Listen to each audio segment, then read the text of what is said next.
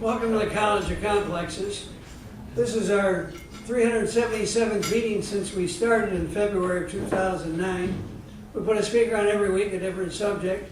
We require a speaker to take a position on an issue or express a point of view. They have to be for or against something. We don't care what it is.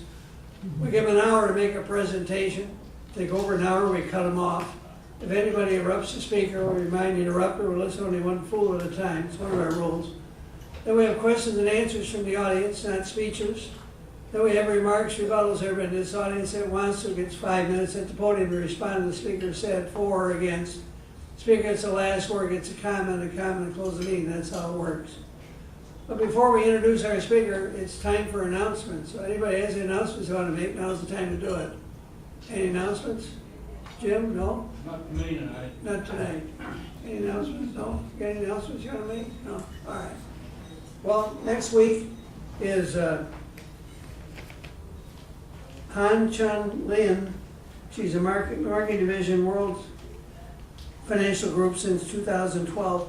She's going to talk about American Dream or Nightmare. It's on your itinerary. I'm not going to read all this. September 2nd, Labor Day, past, present, and future. Gene Lance, president of Texas Alliance for Retired Americans, will be our speaker. He'll be talking about Labor Day and how that works. And it's on your itinerary there. September 9th is open for whoever wants to be a speaker. And September 30th, we have how families suffer fewer losses as a result of heart disease. That's on your itinerary also.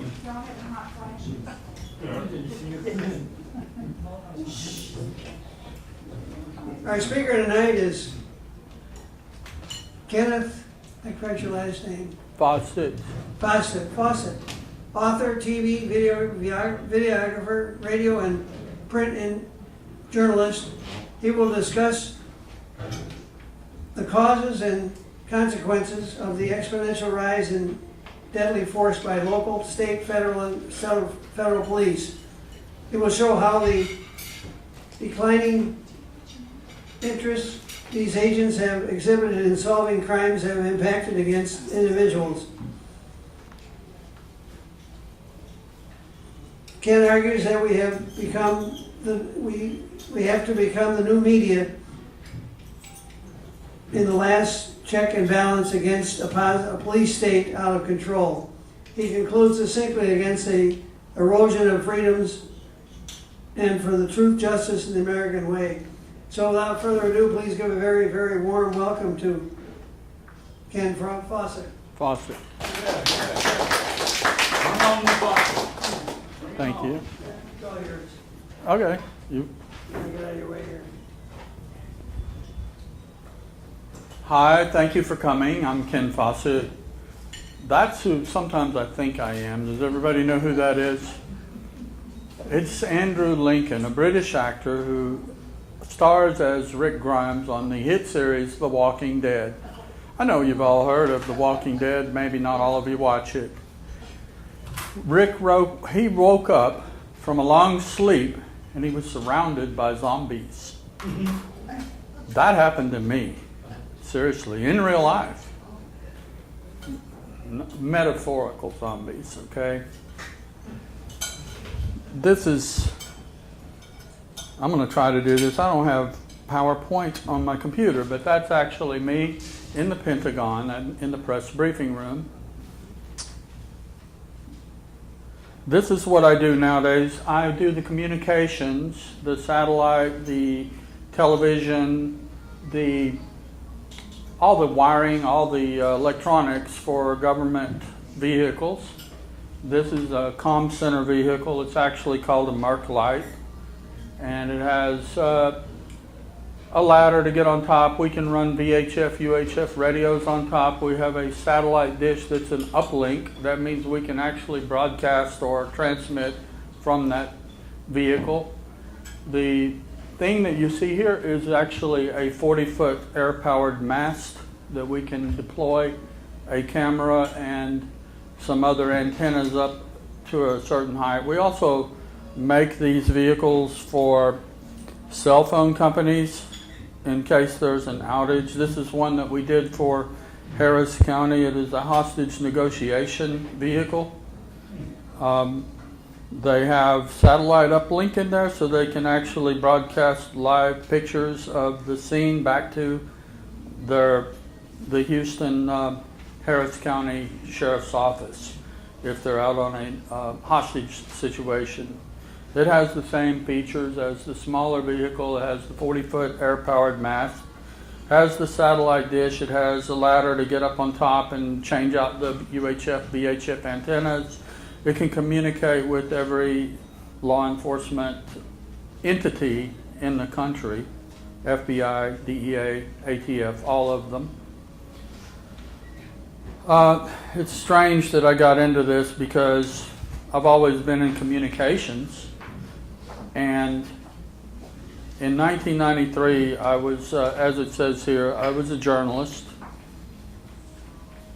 I worked as a freelance journalist, but I mainly worked for KGBS Radio here in Dallas.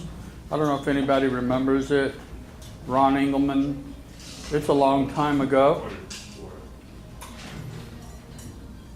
This is Columbo. He is my idol. Now, those of you that said you never watched Walking Dead, please tell me you watched Columbo. Okay. He was priceless, and it's alarming now because you can watch reruns of the show. I believe it's on Channel 5, one of their digital feeds. And the difference between police detectives then, what we thought they were, and what they are now is just incredible. I wonder if they even solve anything anymore. And in my bio here, on your intro sheet, it says that I conclude succinctly against the erosion of freedoms and for truth, justice in the American way. Well, that was from Superman of the 60s. Do y'all remember that? On the intro, it said, truth, justice in the American way. That sounds like an oxymoron now to me, because truth and justice don't seem to be the American way anymore. There may be people that disagree, and I hope there are, because I welcome, debate. Columbo had a style. He was kind of bumbling in a way, but he knew what he was doing. He was smart. And you know what? When we militarized our police departments and our federal law enforcement, we said goodbye to people like Columbo, and we got rid of brains in favor of brawn. People think that the war on drugs is metaphorical. Well, what you need to tell them that it is a literal war. It was declared by the president and ratified by Congress. It authorizes the use of military weaponry, technology, and military training against civilians here in this country. It is a war on everyone, because every single one of you is a drug user. Am I not right? Prescription drugs, alcohol, whatever it is. If they decide that it's no longer legal, you're in the target, you're in the crosshairs now. I don't intend to be. One of the things I said earlier was that I woke up and I'm surrounded by zombies. So there's not a whole lot of people here. I just want to do a test to make sure there's no zombies here tonight. Okay? The biggest thing about zombies is they have what the media refers to as a 10-minute mentality. Now, I think the 10-minute mentality is a bad thing. The media, Channel 8, CNN, they love it. Even Fox News, they love the 10-minute mentality because they can control your mind with that 10-minute mentality. In 10 minutes, they can have you going out for a 6-pack of Bud Light. In 10 minutes, they can have you going down and buying a Vegematic, okay? So the test is, does anybody in this room remember who this woman is?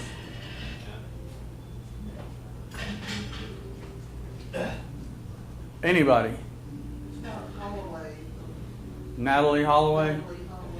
That was a long time ago. I wouldn't do that to you.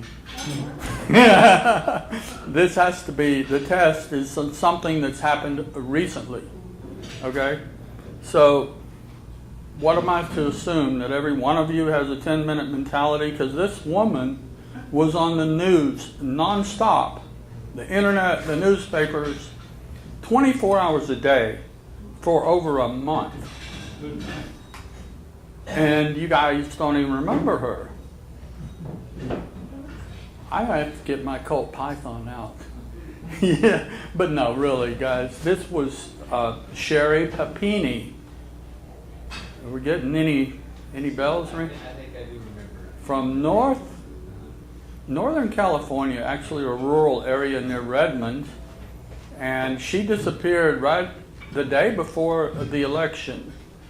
And she was described as a supermom and would never leave home like that. So now it's coming back a little bit, right? I mean, you guys are, but that. But she looks like, and you know, the one in the what is it, Natalie? She was just on the news. What can I say? All blondes look alike, you know? Yeah, to me they do. But it's just like they just came up. That's what she looks similar to that. Similar, yeah. So similar, and that's just come up. Is this the one that shaved her head? She may have done it, or she claimed that she claimed that two Hispanic girls kidnapped her, and that yes. I can't believe this, but no, it's all coming back now. But do you see what I'm talking about? They tell you what's important, how long to stay on it. How far would Columbo have gotten with a 10-minute mentality? Okay, so let's go on. I think I've made a point there, but unless you guys, that's where it started. That's a hypnotic symbol. And they started using that symbol, what? Help me out, 50s? The 50s. Based on that rounded screen, yeah. Well, believe it or not, they still use that today. You'll still see that on television today, that same symbol. And when's the last time a television looked like that? The importance of a hypnotic symbol is it has to remain constant or it won't work. Okay, I can hold up a glittery object over here and talk to you in a deep, soothing, hypnotic voice. And then I could steal his wallet and nobody would even notice it. Well, that's what the media, the news media in particular, is doing to you people. And me. Okay, now an easier one. This is easy. You guys, who is she?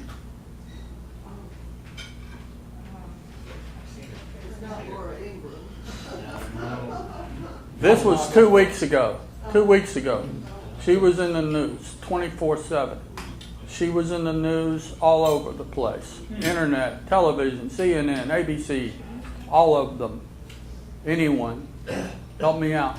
Was she one that accused Trump of being? She did what? Was she one of the ones that accused Trump of being? Accused Trump of something? Yeah. Not really. All right, I know. I've seen her. This woman is dead. Her name is Justine Draymond. Draymond. She was in Minnesota. She called the police because she heard someone being raped in her alley. All right. The police showed up in a squad car and shot her in the stomach in her pajamas. That was a little over 2 weeks ago, so I'll give you all a pass, but you did remember, why didn't you say something? You see? You get points for answering correctly. Somebody put up a sign after she was shot, which the media is apparently they've forgotten about this incident, or it's not a part of their 10-minute mentality plan for you. They got other ideas at the moment. And here is a more modern version of the as seen on TV, but it looks so much like the old one, doesn't it? Mm-hmm. This is from yesterday's Dallas Morning News. This is what we're dealing with. Hundreds of police killings are uncounted in federal stats. And it's an epidemic, all right? And it's not just Black Lives Matter. They're doing good work, by the way. I agree with everything they're trying to do, and I don't agree with any violence whatsoever in a protest, but we need to bring attention to this issue, and it's not just blacks that are being killed. And it's a direct result of the militarization of your police departments at all levels. The work that I do for Homeland Security allows me to see firsthand that these little, like Harris County I showed you, heck, we built a vehicle like that for Tyler recently. We built a vehicle like that last year for Kaufman, Texas. Before Homeland Security started funneling funds into local police and fire departments, they could never in a million years have bought a command center vehicle like that. Our biggest customer is the National Guard, and we have built them about 400 at our shop, command center trailers. They're communication trailers. They have increased their number from 300 nationwide of these trailers. That was 4 years ago. Now they have over 3,000. And the purpose of these trailers for the National Guard is they believe, or this is what I was told, that we're going to have our infrastructures attacked and that the internet and the cell phone systems and even your landlines will be down. So the only people, these trailers can be set up in such a configuration that they have a nationwide communication network for themselves and law enforcement. You'll be in the dark on everything. No cell phone, no phone. This is what they believe, that some foreign entity is going to pull this off. And that's why they're beefing up with those trailers I showed you. Okay, this is a good website if you're interested in learning more about police killings and how they've gone up exponentially since we militarized our police departments. Right now, well, that's for 2016, 1,093 people killed by the police. Some of them justified. You'll have to.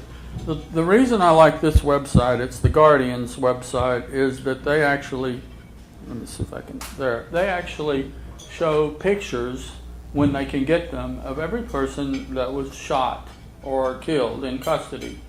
And when you see the picture, it kind of humanizes it. Just to read about all these people or see the number, I think you missed the point. But it really kind of is a good thing, and then you can click on the picture and read more about them to see what were the circumstances of the killing.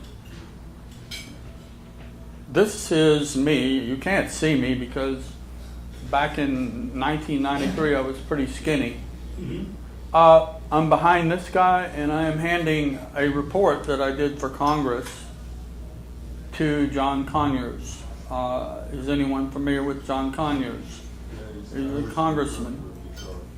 At that time, he was the head of the Congressional Black Caucus, and he may still be. I haven't talked to John Conyers in many years, but I was delivering a report to him. Actually, I gave it to every single member of Congress. And the reason, here I am, I'm actually holding the camera. You're not supposed to have a camera in this room. This is where you give a video deposition or an audio deposition that goes on the congressional record. Congress was holding hearings at that time on this particular topic that I was reporting on. And so I had pretty much lost faith in the federal government. I decided to leave my camera on until they made me turn it off. But yes, I went on the congressional record in 1993. What was it about? This. Okay? And you guys have 10-minute mentality. I already confirmed that. But some things we don't forget. Has anybody forgotten about this yet? Okay. I was in the same business I'm in now, communications, satellite. And I downloaded a video that I wasn't supposed to have. And I'm going to let you guys watch that video, if that's okay with everybody here. There won't be any sound. That's okay, because we've tested the video, and it's heavily edited, and that includes not just the video portion of it, but the audio has been totally edited. So the video is probably a lot more important than the audio. Are we okay with that, everybody? Yes. Now, this was a feed that I downloaded on March the 2nd of 1993, a raw feed. And you don't get raw feeds anymore, but back then you could. You could record the entire Super Bowl without a commercial. You know, the cameras are on the feed. The networks insert the commercials from the studio.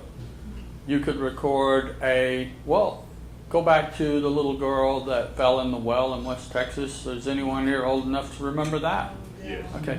See how the 10-minute mentality works? It was just one little girl, and she didn't even die. And that's been how many years ago, and you guys remember it? Well, the media decides what you're going to remember, but I actually recorded all 48 hours, nonstop, of that little girl's entrapment in the well and her rescue, because I can promise you, if she didn't come out of there alive, you would have never seen it on television. And that's why I started recording things that I thought might end up badly, because I didn't want to miss it either way. I'm so happy she got out alive. That was very heroic of all the fire workers and the people that took part in that. But with the Waco thing, I recorded well over 1,200 hours of video from that siege and the first day. I have the largest collection of video from that incident in the world, and I get calls every year because documentaries are being made each year, especially like on the 5, 10, 15, 20, and now the 25th anniversary, which is significant because one of the things that I failed to mention is that in 1993, when I went to Congress to deliver my own report, it was because I had been working with the ATF and the Treasury on their own internal investigation of the Waco affair and all the blunders that were made. I worked with an agent named Fred Clare in Washington, and I provided videotape of the raid plus the siege and some other documentation to Mr. Clare over a period of about 2 months. In August, about this time of year actually, of 1993, Mr. Clare called me and thanked me for my cooperation with the ATF, and he said that he would send me a copy of the report, and I was like, excuse me, it's only been a couple of months. This is a very complicated case. I know Lieutenant Columbo would take a little longer and be a little more thorough. But Mr. Clare apologized to me and said that he would send me a copy of it. However, he didn't think I would like it. And I said, well, why do you say that? And Mr. Clare said, because I don't like it. He said it is a complete whitewash. But he told me that I had the satisfaction of knowing that in 25 years, I would know that what I said in my report was correct, because I decided at that moment I'm going to Washington, I'm going to hand my report directly to every congressman. But he told me the entire Waco incident was sealed for national security for 25 years. And the reason, as you can imagine, I was torn. I couldn't believe that. 84 people dead real close to home here, and they're going to cover that up for 25 years. How can that be? And he said, well, the reason given is that if the truth were known, it would severely curtail the ability of law enforcement to maintain civil order and obedience. Those were his exact words. Well, guess what? It's been 25 years, or it's there close enough. That's why I'm working with Mr. Gentry, and we're going to make a movie. He probably doesn't want me to talk about it, but we're working on our movie. On to the presentation. Let's look at Columbo, because Columbo Oh, wait, I was going to show you the video.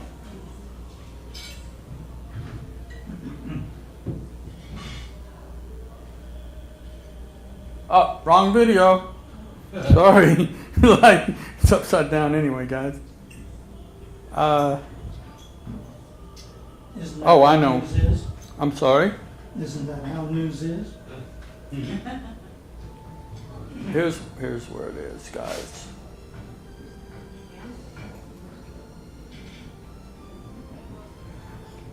Whoa.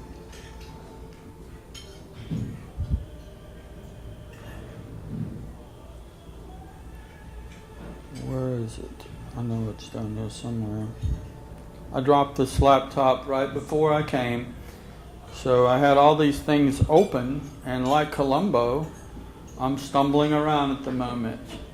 So I need to look at somebody's shoes and comment about them, because that's what Columbo would do, wouldn't he? He always did that. He would comment about their shoes and get them off guard, and really, shoes are, I'm always interested in shoes. My associate back there, Gentry, he has shoes that look like mine, but he only paid like $20 and I paid $120.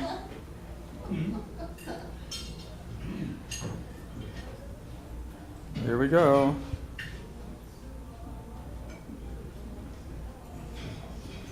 It'll work. It's just, what is going on here? Once again. Okay, play. This is the long version. Open with. Any ideas, Gentry? I think you use Windows Media Player, don't you? Generally, it works. Usually. Windows Media Player right there.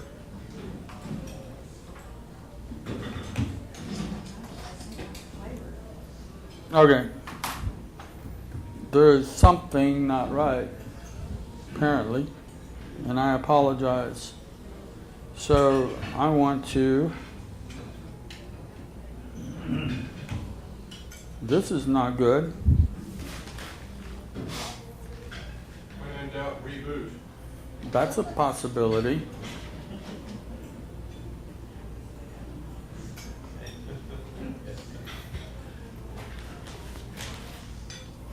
You have to fail me now, you dirty dog.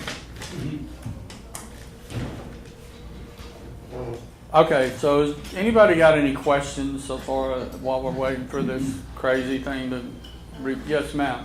So how did you get live feed video, like from Super Bowls and stuff like that? That was a long time ago, and that was They when weren't secure? they weren't scrambled. News, Encrypted? they scrambled and started scrambling news feeds in 1993. Toward the end of the Branch Davidian standoff, I had already made the first documentary on Waco before the siege even ended. Okay, we were working on one that was supposed to show another side of the story, because we felt like the negotiations were geared more toward keeping the people in there and giving them more of a siege mentality. And all of these people that were still alive in there, we felt were at extreme risk. As a matter of fact, 3 days before the fire on April 19th, we were told in the media that the building was going to catch fire. They already knew in advance that that building was going to be burned, and the evidence along with it. All right? That headline I showed you earlier, it was from the Dallas Morning News on March the 3rd. It also ran concurrently in the Houston Chronicle.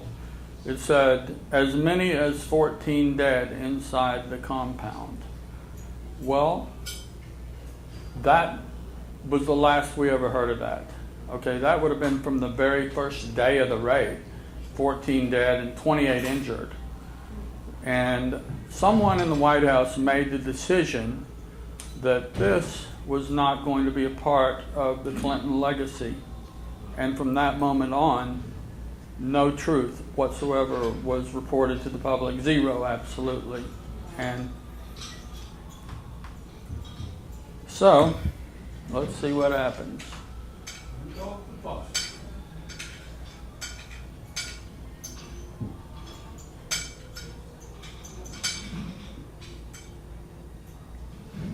Any other questions? Well, this is anybody? Okay, we'll see what kind of luck we have now. By the way, this video you're about to see is all that exists of that initial raid. The ATF had a dozen or more video cameras with them and over 100 videotapes, the VHS tapes. They had people that were assigned just to record the raid, that initial raid. Every single one of their cameras malfunctioned, okay? So this is all that exists, and you probably, most of you have never seen this. I went to Channel 10 because I told Virgil Teeter, the president of Channel 10 News, that the tape that they gave us was heavily edited, and he claimed that it was not, but I'll let you be the judge of that. If you know what editing is, there's a difference between turning a camera off and on and an edit cut. I'm going to play it. Oh, that's the wrong one again. That's what got me in trouble before.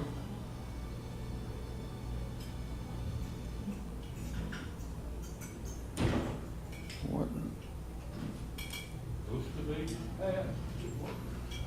So Virgil Teeter, president of Channel 10, he said that when I persisted in hounding him like Columbo would, he finally admitted that the original tape was in a safe place. And I asked him, where is that safe place? And he said, the ATF. Great, right? But we all want to trust the police, I think. I don't want to call the police at 2 in the morning to report a rape and get shot. So I think that if you guys will just keep in mind that this is not the same police department that Columbo was a part of. These guys leave the office every morning or wherever they report to, the station, and they have the mentality that we're all potential threats against them. And we're not. I'm not. I want to help them. Don't you? I think we all do. But the problem is, when you take people and give them military training, military weapons, and the military mentality is sure to follow, and it certainly has, and that's where we are. Here we go. We're going to play this now. That little thing that's going around and around, that means it's working. Can everybody see it? Yeah, could you clear the mouse off of the screen? I beg your pardon? The mouse. Oh, you want the mouse out of there? Thanks.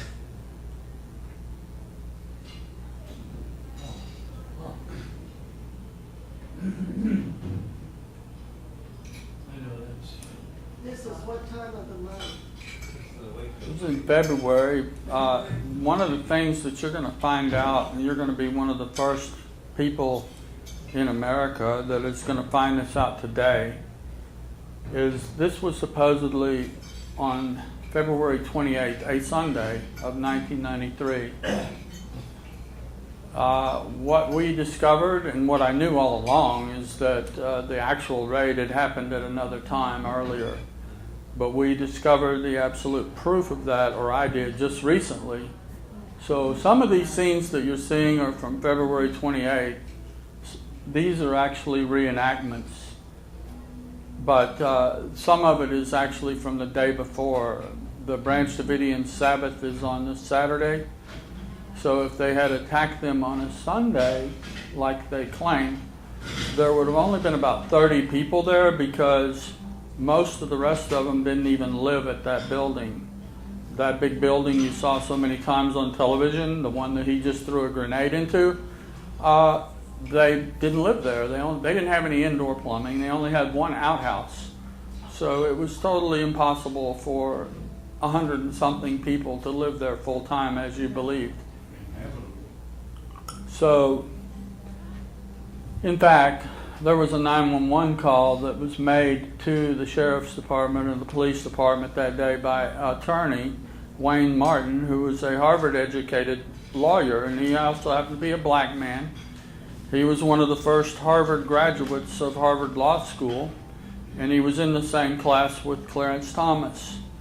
But he was at Mount Carmel. He was a follower, him and his family and his wife. In fact, one of the things they count on with their 10-minute mentality is that you probably never cared enough to go and research all of the people that died at Mount Carmel. Anybody?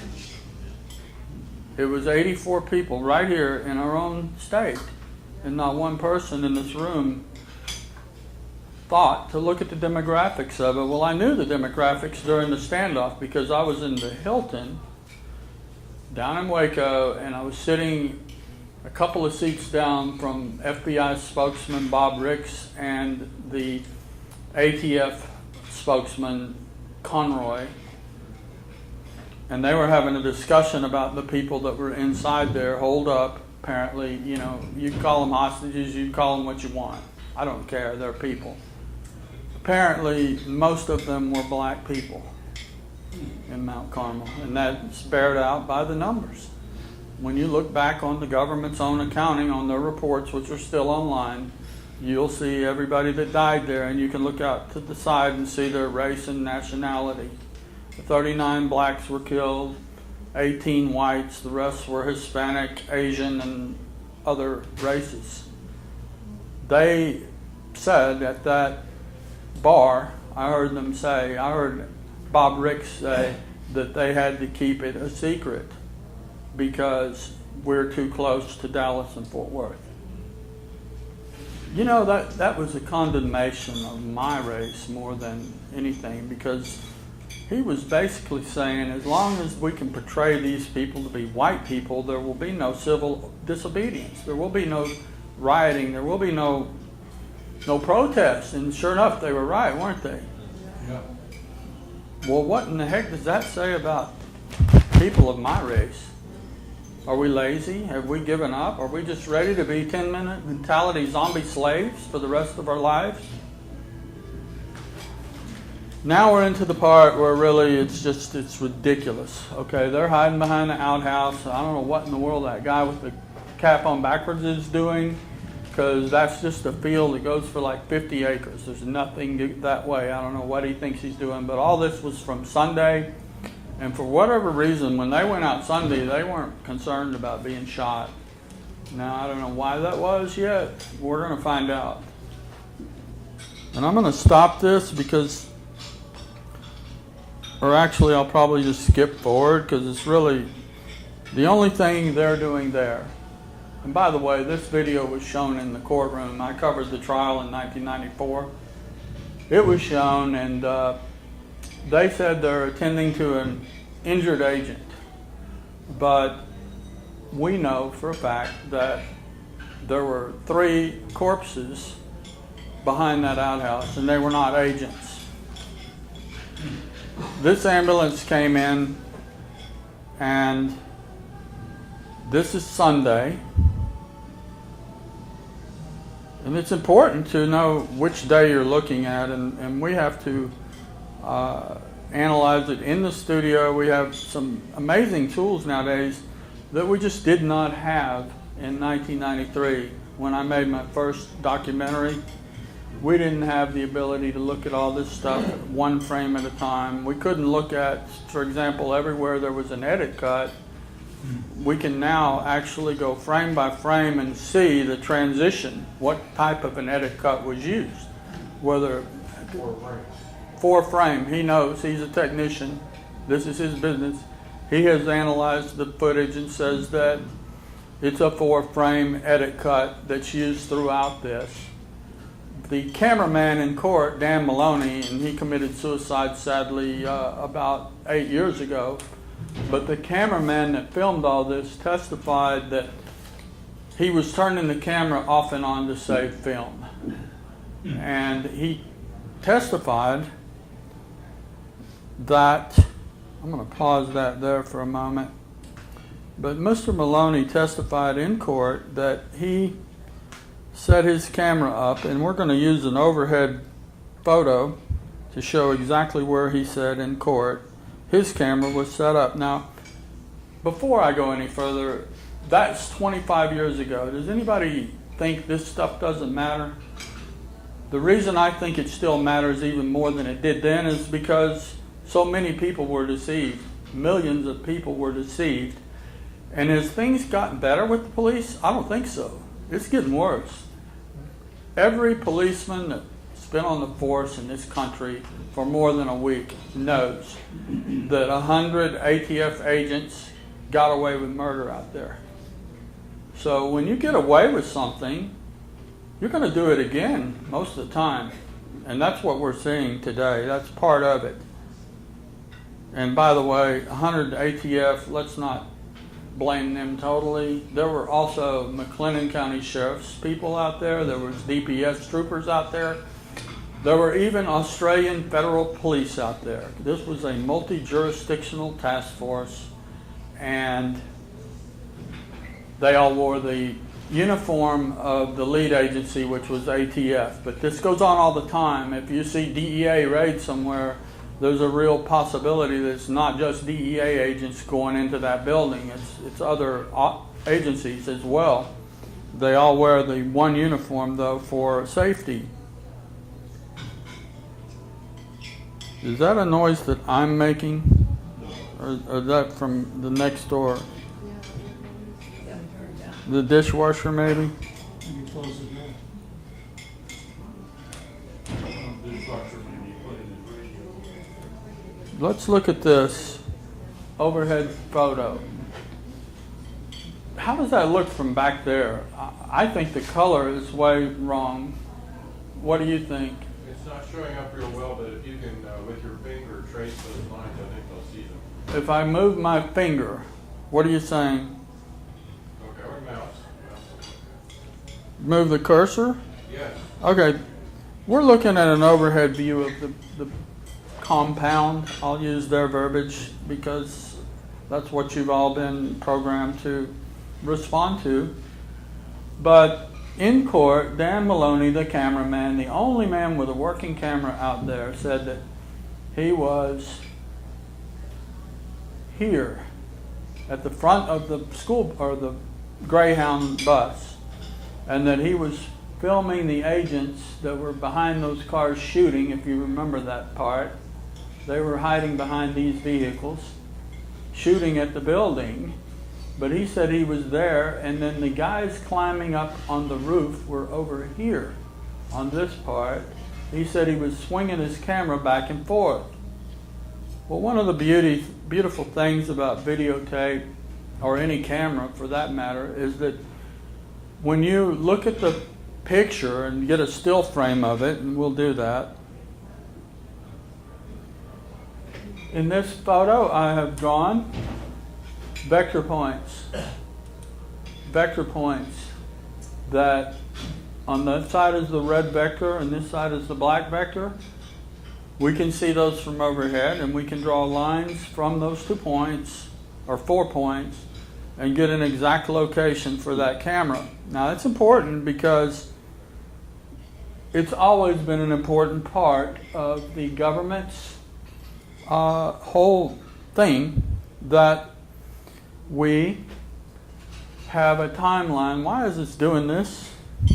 You guys, this is killing me. How do I get out of this? It's like it's doing its own thing. Hi, Columbo.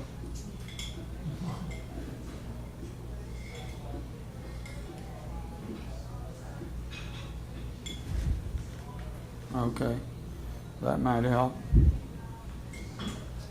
Let's do this, and I'll go right to where we need to go. That would be the overhead.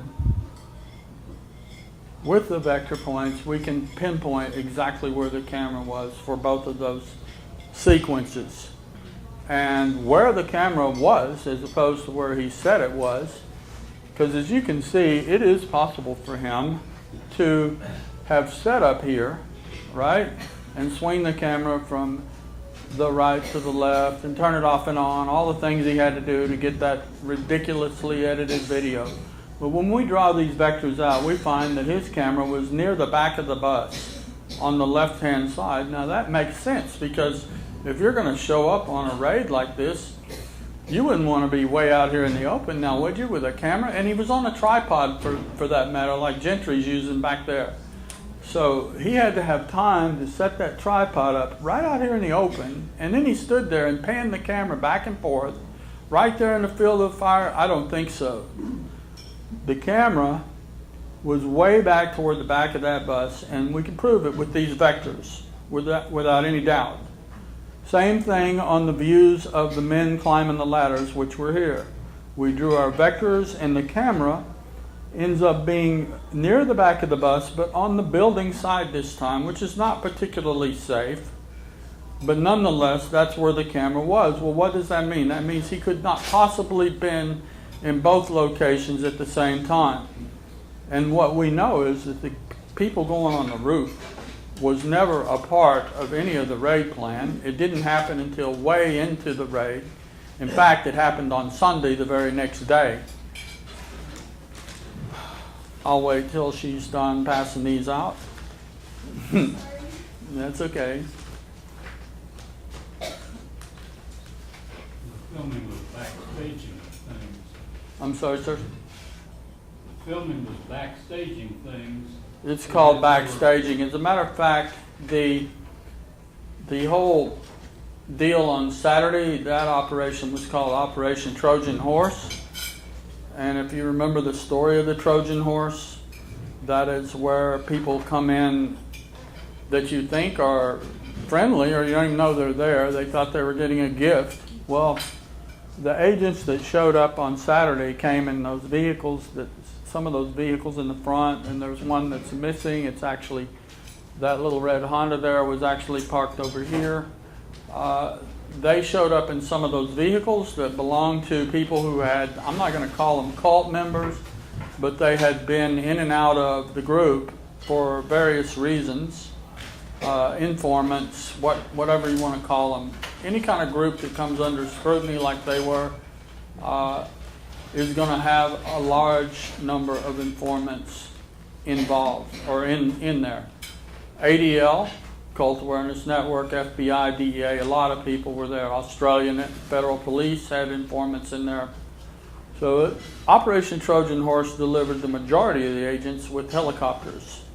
And it was a surprise raid because on Saturday, the entire congregation, even the ones that didn't live there, were going to be inside this little area here, which was their chapel. On Saturday is when they hold their services. Their actual name of their church is Seventh-day Adventist Branch Davidian Association. So they're Seventh-day Adventists. They were raised that way from birth, most of them. And if y'all know anything about Seventh-day Adventists, they're totally nonviolent. They don't believe in killing another person, even in self-defense, and they can't serve in combat because of that. They have a conscientious objector status with the military. Ben Carson. I'm sorry, sir? Ben Carson is. Ben Carson is a Seventh-day Adventist? I did not know that. Yes. That's interesting, but no, they actually will take a bullet. If they're put into combat by force, they'll take a bullet before they'll kill another or take another life. That's how they're raised. Okay, so we're back to this. We know that this was a different time, and the reason they went on the roof to shoot, you guys noticed when I ran the video that those agents that went on the roof, 3 of them went in the window. No one was shooting at them the whole time they're smashing that window. Climbing ladders like that, when I saw that for the very first time back in '93, I said, this is insane. Who would design a raid where you'd have to have a guy holding a ladder with his back to the building, and then the guy's climbing the ladder? You can't safely draw your weapon and defend yourself while you're climbing a ladder. That was never a part of the raid plan. That was on Sunday, and it was a reenactment because on Saturday, they accidentally shot one of their own guys. And the whole story was going to be that these people shot through the wall and killed this agent. So they needed something, though, because there was no video whatsoever from all of their cameras of any gunfire coming out from these Seventh-day Adventists. None. And when I went in, after your dutiful press had all left and gone to L.A. to cover the riots, remember the riots that happened right after this? The Rodney King verdict came in, and everybody, there were hundreds of satellite trucks and vehicles from all over the world. All the press left. They all left. They didn't want to go in and examine the crime scene like I did, and I filmed it all, by the way. I have it. I mean, I looked at things, and I filmed all the cars that those agents were hiding behind. I didn't find any bullet holes in them that could come from the building.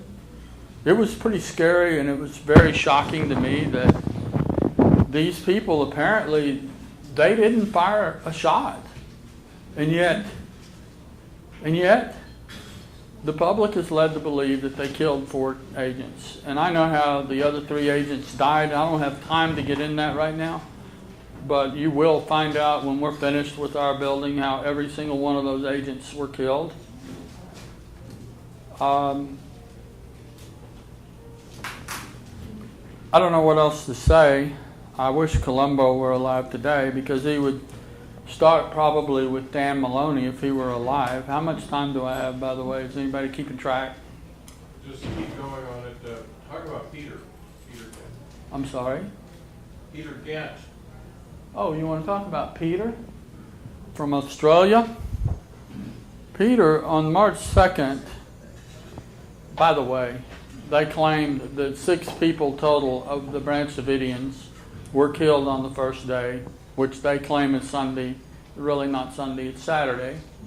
Some were killed on Sunday too, but Peter Gent was a young man, 19 years old, from Australia, and his sister was in there, Aisha Garfus, or not, well, she was Aisha, not Aisha.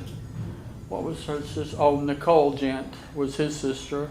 She was from Australia, and he's from Australia, but Peter was asked to go up on top of that water tower that you guys saw on television a million times, right? The old water tower.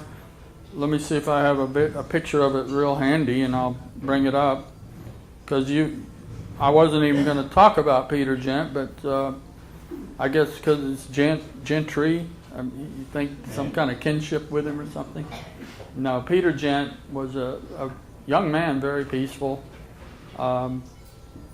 But he was asked to climb up on top of the water tower, which was not a big deal because, as you're going to find out in my movie, these people weren't rated for guns like you were told. They were rated, well, yeah, it was for guns, but they weren't their guns. They didn't own those guns. The United States government owned those guns technically that were still there. Those guns were what was left of the last shipment that was supposed to go to the Contras in 1988. And that, by the way, the Iran-Contra investigations were going on right at the time that they raided Mount Carmel. Those investigations, along with the Noriega affair and the BCCI scandal, they transcended the presidential election. They were still going on in Congress, those 3 investigations. And as it happens, they're all the same thing. BCCI, Iran-Contra, and Noriega are all related to the same thing, and that is fighting communism in Central America, even though Congress said don't do it. Okay? Now, Bill Clinton had a golden opportunity to step in and say, wait a minute, these people are witnesses to what the heck Congress is trying to investigate.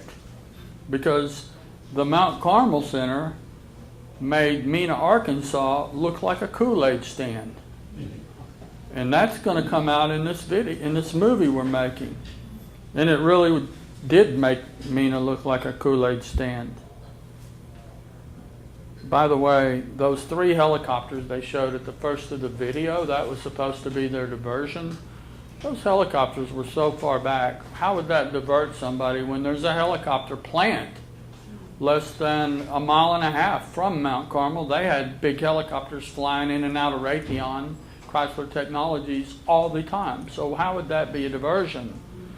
When Ted Royster gave his first press conference, and he's the ATF Dallas spokesperson for ATF. He gave his first press conference on Sunday afternoon. He began by saying, yesterday's action, and then he caught himself. He said, I mean today's action. He says, it's been such a long day, it seems like yesterday. And he went on to explain some things, but he said, we had our diversion, we had everybody in place, and they knew we were coming. And that's his exact words. We had a diversion. Well, the helicopters didn't seem like much of a diversion. What could he have been talking about the day before on Saturday? Now, they didn't want, and they obviously got away with not having any press there on Saturday. They invited the press for Sunday's deal, and Sunday's deal was called Operation Showtime. Okay, is that a coincidence? Showtime? You're going to have, it's made for TV. It's what it was, guys. Maybe it was fake news even. But still, Royster said we had our diversion and they knew we were coming. What was the diversion on Saturday? I would want to divert the press, wouldn't you? To make sure we do this in secret. Because after all, we're not raiding for guns. We're not raiding for child abuse. We're not raiding for polygamy. We're raiding because we want to get rid of this evidence about Iran-Contra. And we've got a new president in, who's somewhat of an unknown. We need to protect these people that were involved with Iran-Contra. And this was an Iran-Contra operation before David Koresh took it over in 1988. And a lot of the guns, over 2,000 guns that were supposed to go to the Contras, was still on the premises.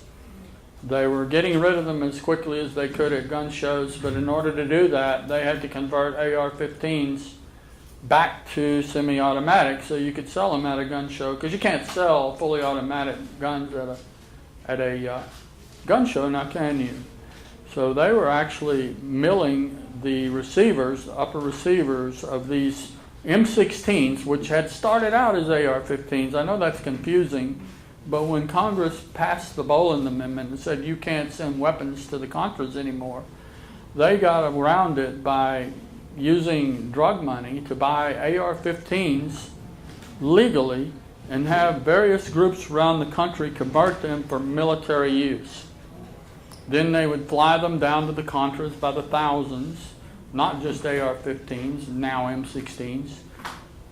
These people, the Branch Davidians, between 1988 and 93, spent over $8 million cash.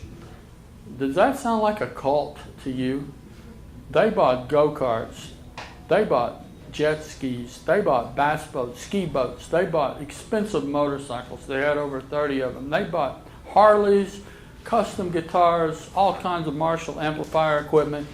They traveled all over the world. They ate at all the time when they had their little camp out there. They called it camp, by the way, not a compound. But when they were there, they would eat at Fuddruckers, and he'd go in and order 100 and something hamburgers from Fuddruckers. So they were spending the government's money, and that made some people angry. They were selling these guns at gun shows, a dozen or so at a time, for about $800 a pop, and they just found them. That's some pretty good money when you think about it. So where were we, guys? Wanted to talk about Peter Gent. He's looking at his watch. Give me an update on my time. 10 minutes. Can I do it in 10 minutes?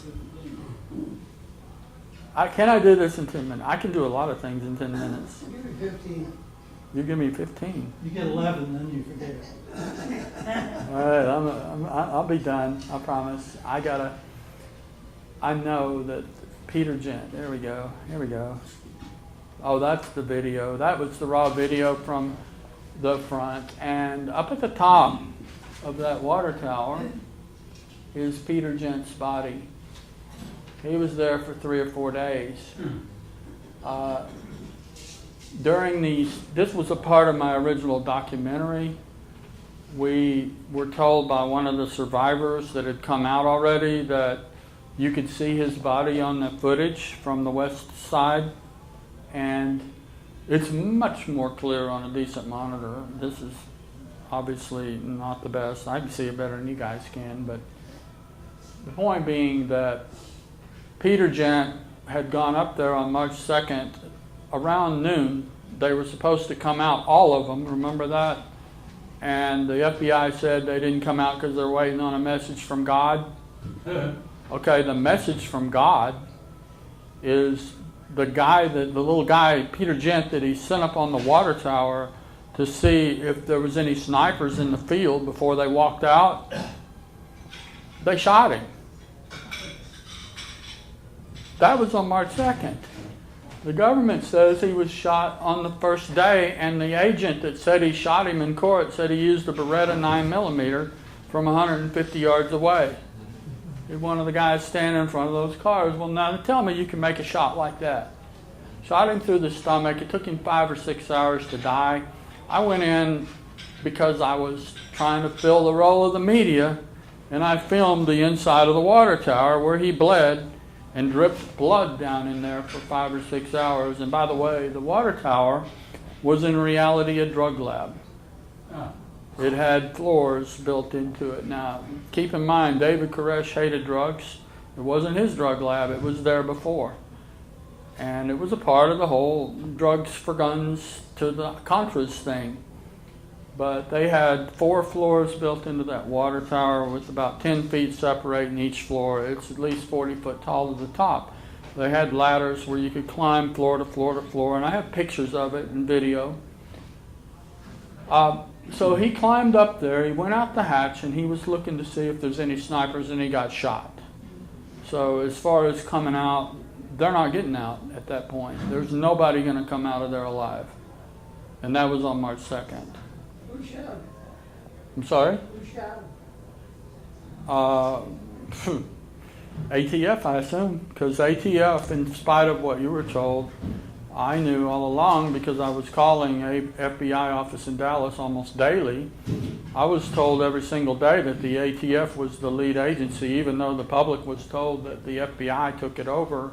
FBI was running support and helping with the negotiations, but the ATF maintained all forward positions, which are the sniper positions, which I found a bunch of them around the property when I was out there. I went onto the property the first time on May 2nd with a video camera, and so that was less than 2 weeks after the fire. And I know everybody's... Shell casings? I beg your pardon? Found the shell casings? I found shell casings. In fact, I found some ammunition cases about this big, which we have videotape of, by the way. These were boxes, wooden boxes, about yay long, about this wide, and about that deep. And inside of it, you could see the rings, the brass rings, where these casings were apparently stacked inside, double stacked inside this box. It was empty, and I expected when I picked it up and turned the lid over that it would say CS on it, but it didn't. And it said something that didn't mean anything to me at the time, but it does now. It said CO. Anybody know what CO is? Well, Janet Reno said the day after the fire she had a press conference, and she said that she wished, and I can quote her almost verbatim, she said, "I wished there had been some magic gas that would put them all to sleep and we'd be able to go in and get the children." That is what she said. You ask a chemist what the magic gas is. Does anyone know? The magic gas that chemists refer to is CO, carbon monoxide, and it has been used. Carbon monoxide is magic gas because it's colorless, odorless, tasteless, and gas masks do not have any effect on it. It puts you to sleep first. You don't even know what happened. What? What are you doing? The mic, yeah, there you go. Oh, I'm so sorry. I'm ruining his audio.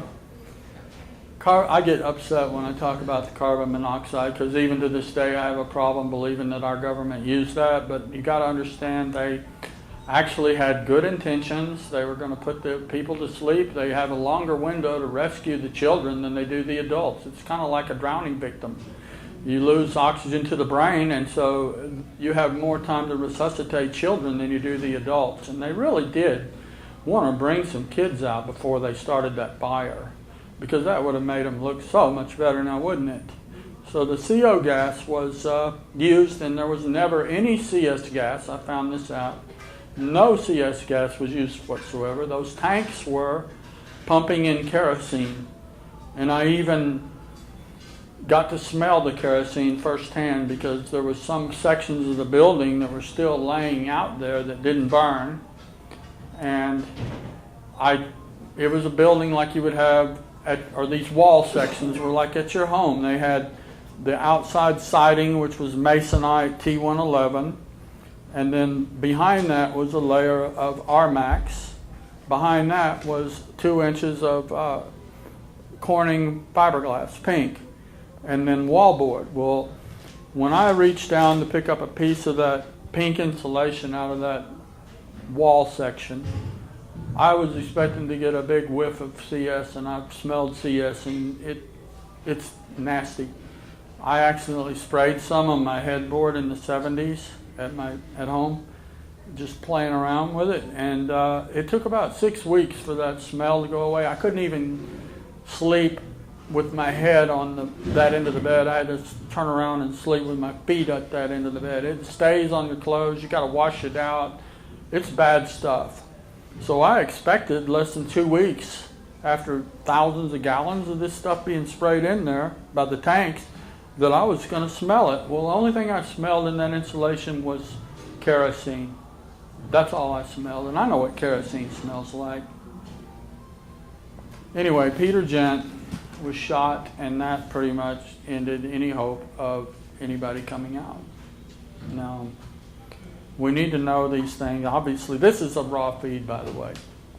Okay, when in answer to your question, back then, you see how this camera, I mean, there's no voiceover.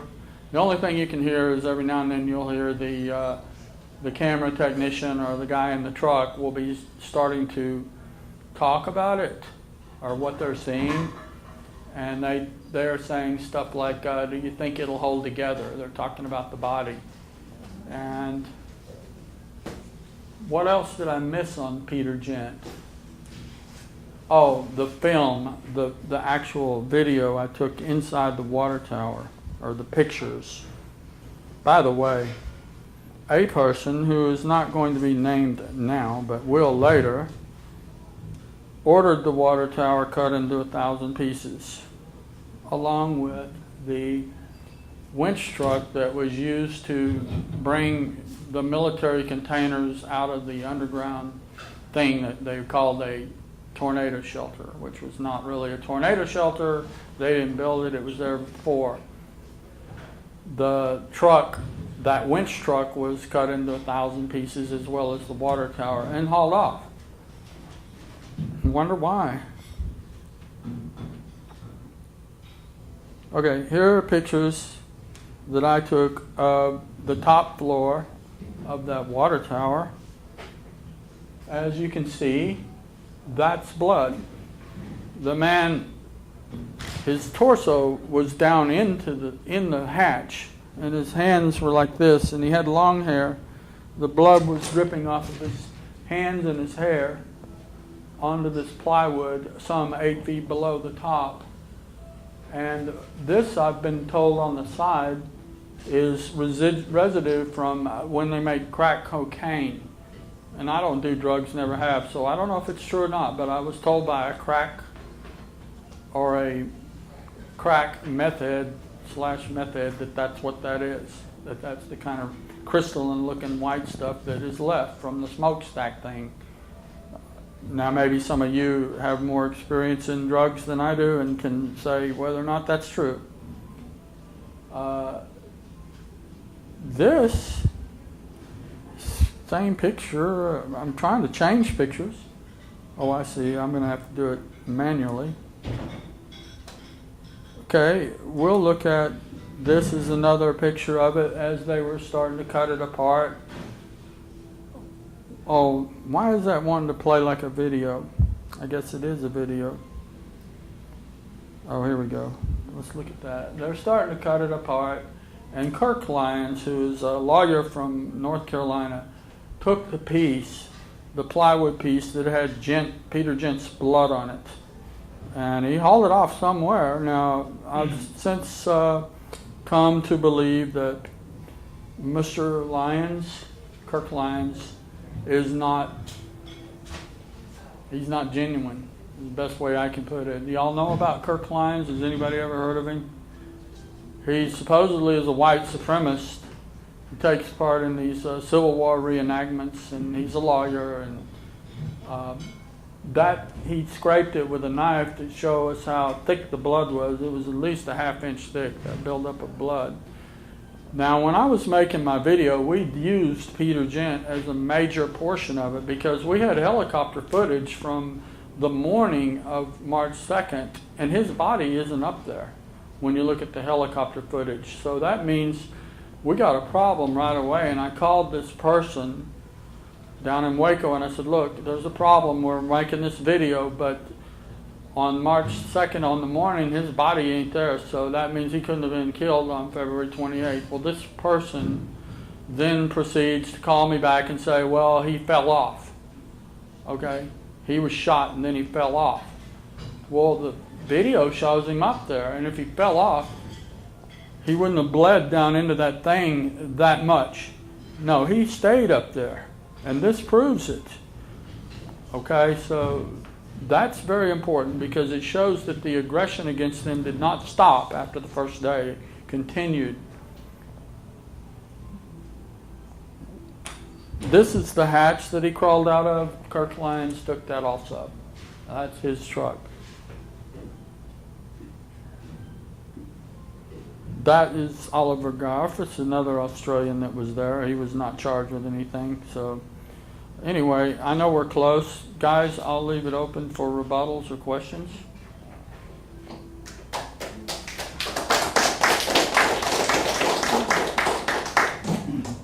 Okay, who wants to be first? You get to stay there and answer questions. Oh, I got to answer questions. I thought it was a rebuttal. Where's my water? Is that mine? Thank you so much. I didn't get into something, but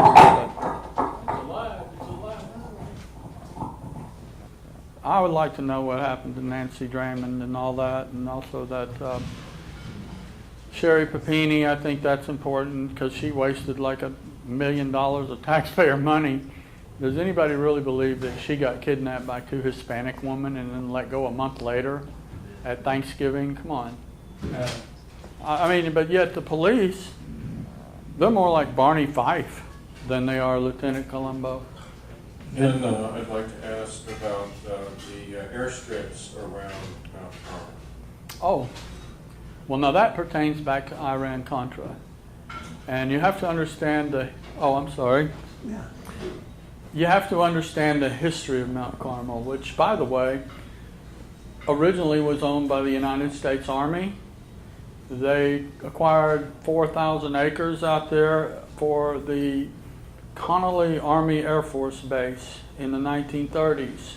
And it was used for barracks and training and all kinds of weapons testing and stuff, but it's right adjacent to what is now called TSTI rather, and the Chrysler Technologies, which has now become once again L3.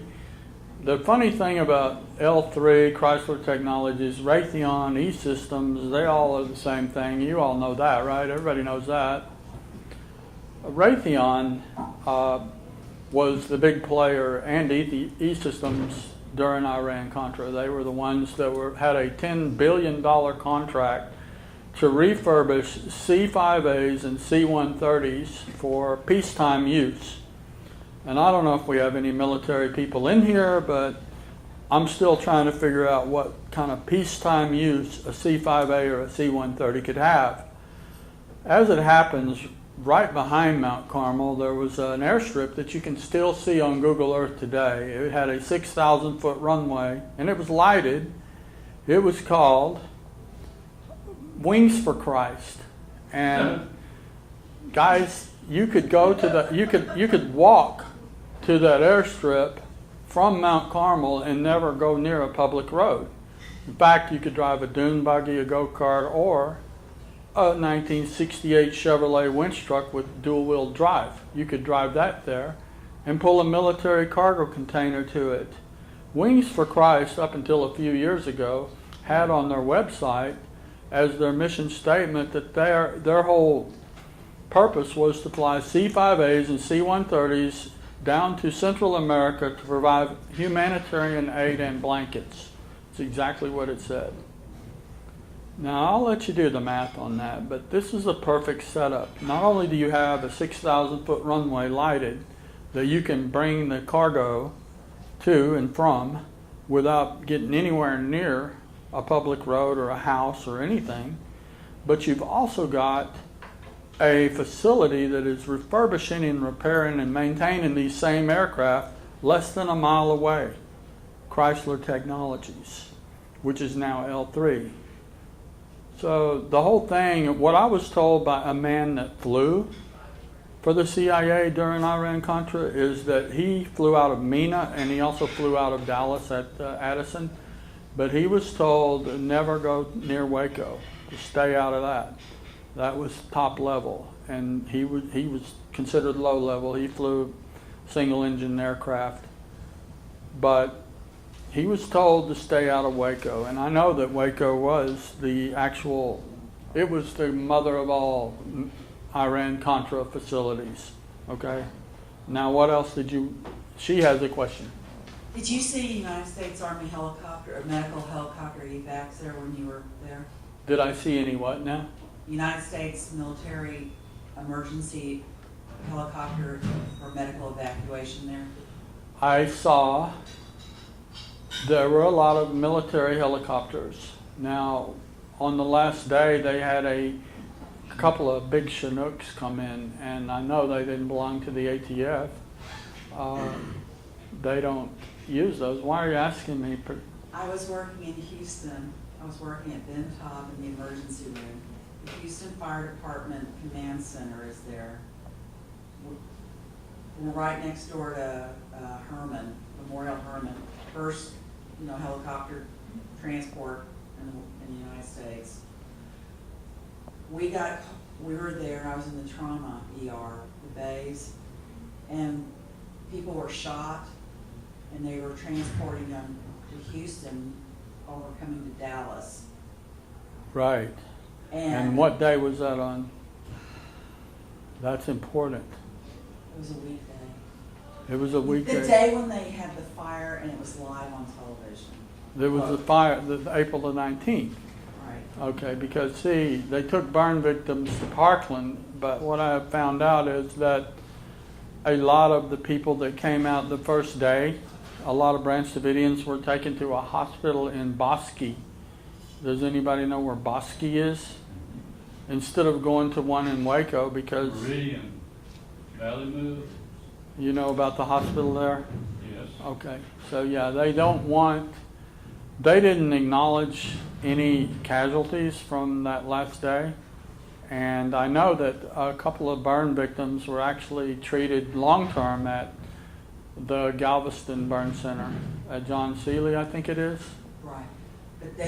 But two people were transported to Herman that were shot. Two ATF officers were. On April 19th. Yes. They got shot on April 19th. It's hard to believe that. How could that happen? Because I was there, or I wouldn't have. I know. Are you sure they weren't military? Because I do know that 3 military guys. We were told they were, we were told they were ATF. Yeah. Because one of them lived in the area, actually. Yeah, that would have been Stephen Willis, but that would have been. That's who it was. Okay, that was the first day. In fact, he was. So I just have the days mixed up. Yeah, you do, because that was February 27th. Okay, but it could have been February 26th, which would have been a Friday. Their diversion, by the way, was the bombing of the World Trade Center the day before. Okay, that diverted the major media. One. Yeah, the first bombing that your 10-minute mentality, you guys forgot all about that.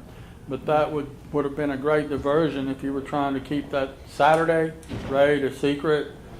So Stephen Willis, he may have come there because we always wondered why he had rigor mortis in the film when they're carrying him out. He had rigor mortis. when they're carrying him out. And that's supposed to be an hour after he got shot, or less than an hour. And his autopsy didn't match anything that they testified to in court. I was there, I covered the trial, I wrote a book. Willis lived in Houston, and yeah, that if you remember that specifically, you might end up being in the movie.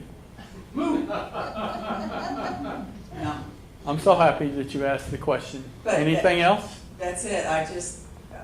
Willis was the one, if you want to know the truth, he could have been killed in training or something, but they needed to show gunfire coming out of Mount Carmel. So that's why the 3 agents went into the window. They're actually shooting out through the wall, because if anybody was a Davidian in there, the agent that's on the roof, he's standing in front of the window. But if you notice, all the bullets are on both sides of the window. All they had to do was shoot in the window and they'd kill him. But they didn't, because that was the 3 agents. Now in court, they testified that one agent got shot in there by his own man of the 3 because it was dark.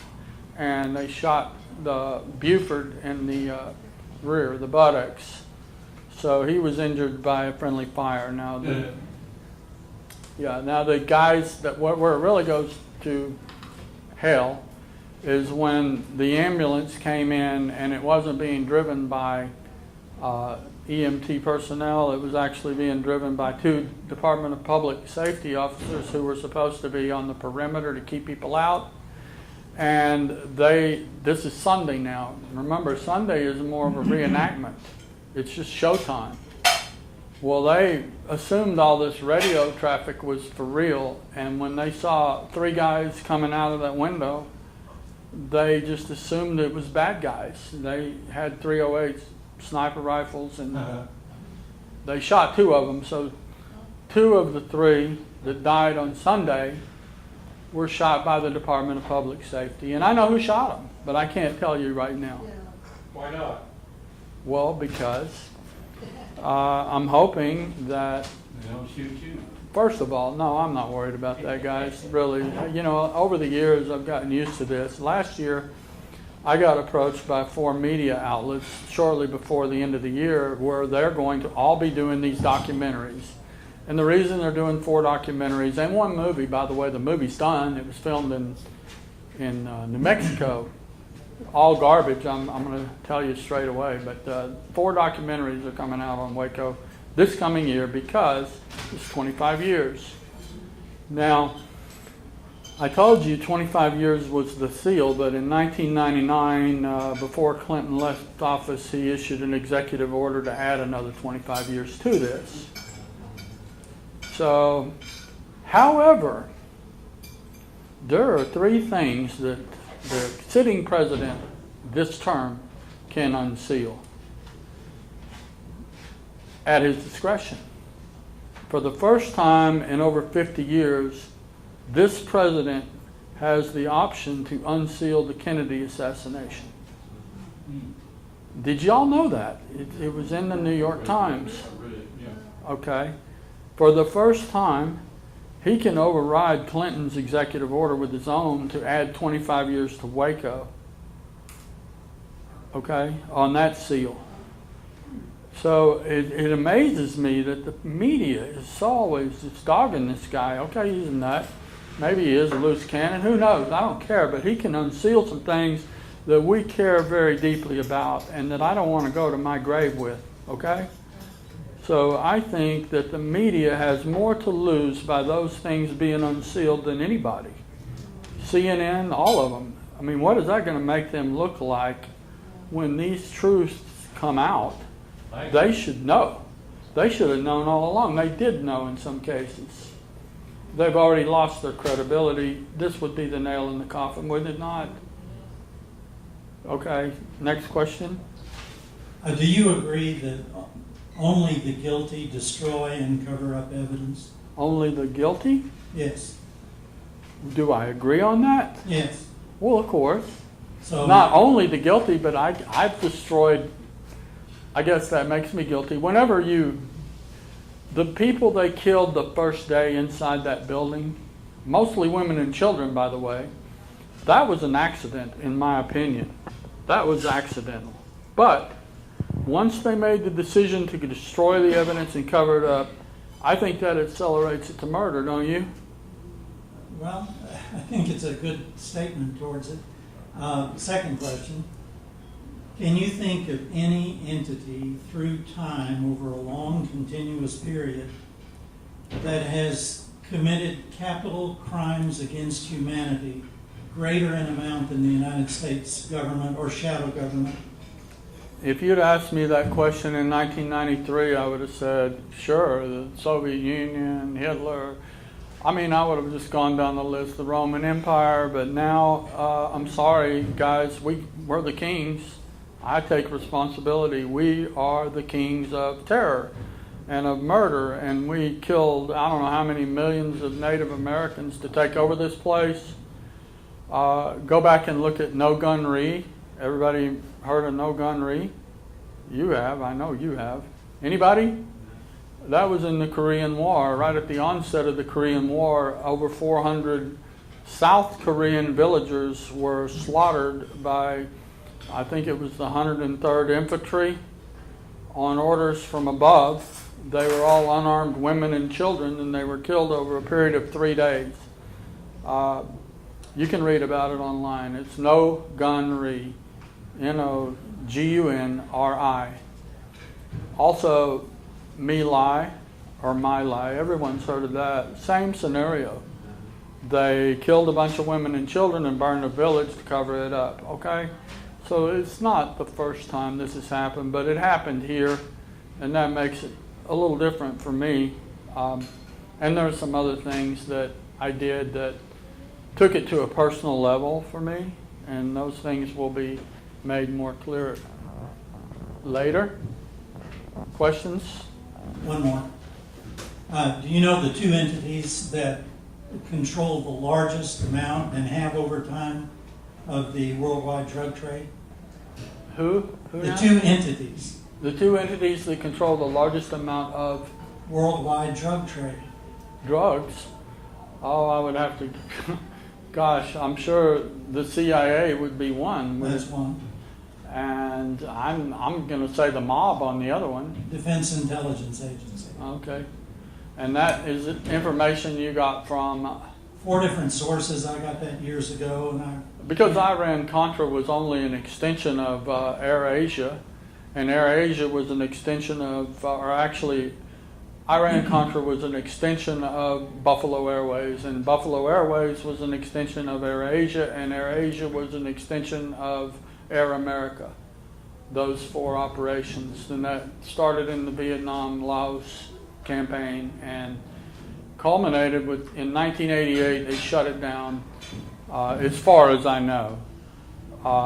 And Bush was, paranoid because CBS broke the Mena, Arkansas story in 1988. So everything was shut down right in midstream.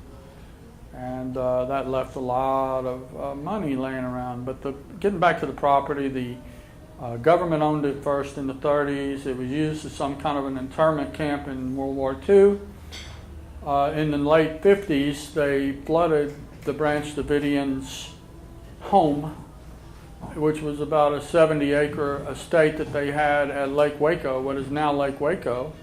So they gave them that property, 940 acres, way out there. It was government land anyway, and the government didn't need it anymore. Well, who knows what the heck they found from that internment camp. You know what? We haven't even gone there yet. We're supposed to go down and do some exploratory digging, but we haven't had an opportunity to do that yet. Who's next? Ron Engelman. Good old Ron.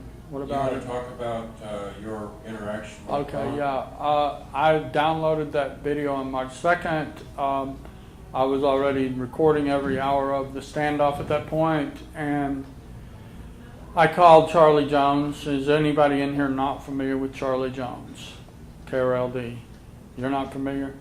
He's the overnight talk show host on KRLD Radio. Charlie Jones, I called him, and he called me after the show and said he wanted to meet with me to see that video of the raid.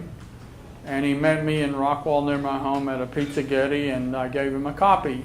and he commented on it the next night. By March the 3rd, though, KRLD was no longer taking calls about Mount Carmel. They decided suddenly to change the topic, basically, to something else. I got mad and called the station producer for the Charlie Jones show, and she told me that, I said, surely with this going on down there, that this is an interesting topic that people in Dallas want to talk about. And she said, yes, it is, but we're cooperating with the FBI, is what she told me, and we're changing the format. So the next morning I called Ron Engelman, he was still talking about it. He was on KGBS radio. By Friday of that same week, I had come up with a way to communicate with the people inside there, even though all the phone lines were cut off, and the press was pushed back 2.5 miles. The public was 6 miles away, as close as you could get as the public. I came up with an idea of how to communicate with the people in there, and we did that.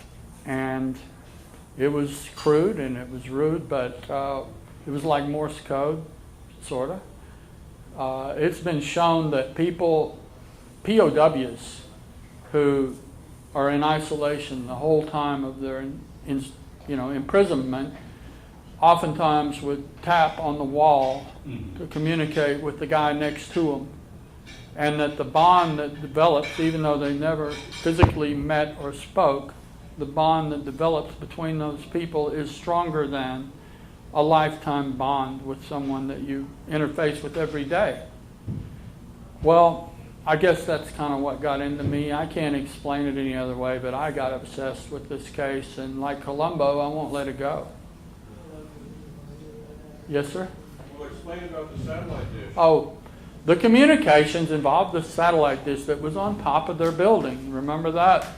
And I'm watching the live feed with satellite. One of the things I noticed during the first few days, actually 4 days, is their satellite dish never moved. In those days, you could move the dish. It was a 10-foot Weingard dish.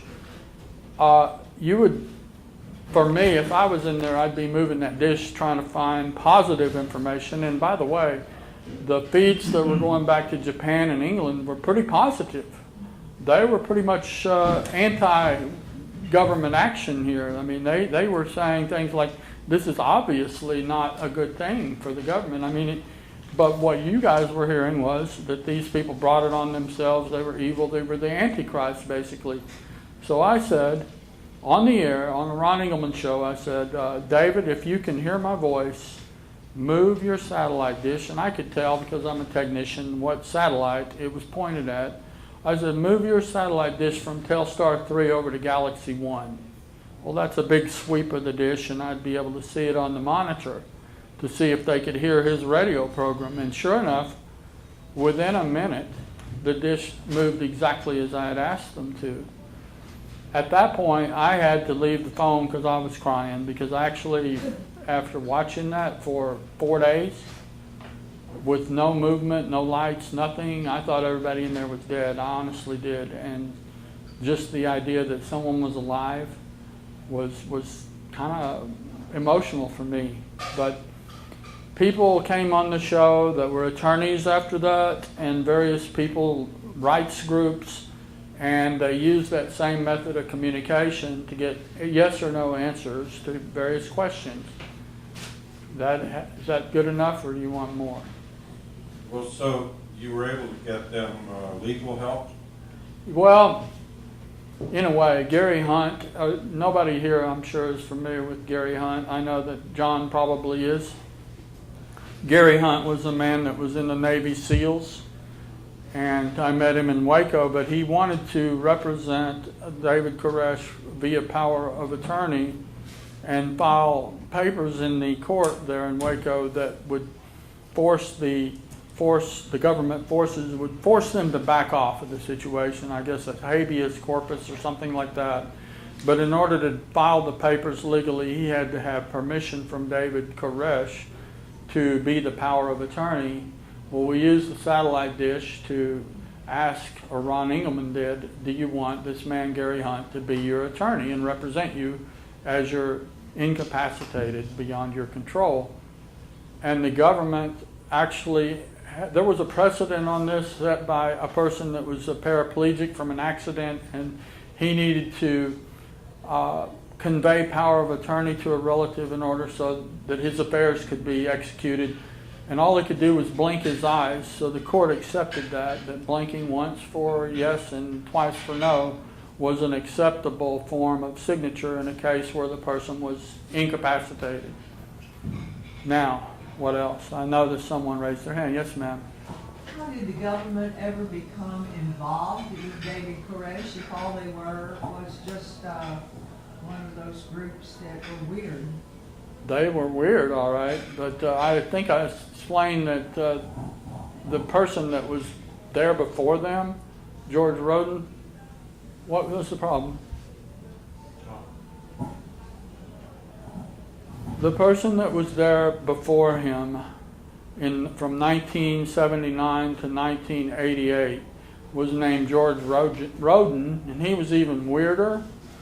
He kicked all the old ladies out that had lived there ever since the 50s, and they were having to live in tents and buses in Palestine, Texas.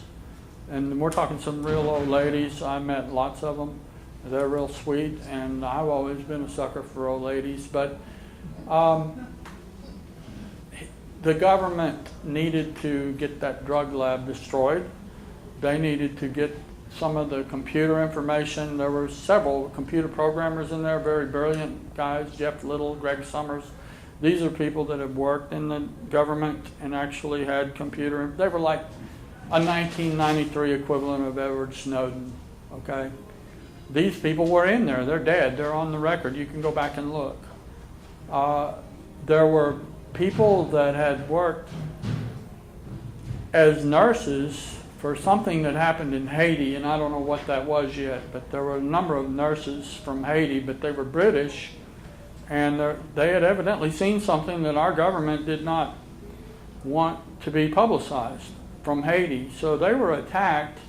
Now the agents, the majority of the agents actually believe they went out there for, well, if you listen to their courtroom testimony, they said they were there to rescue people.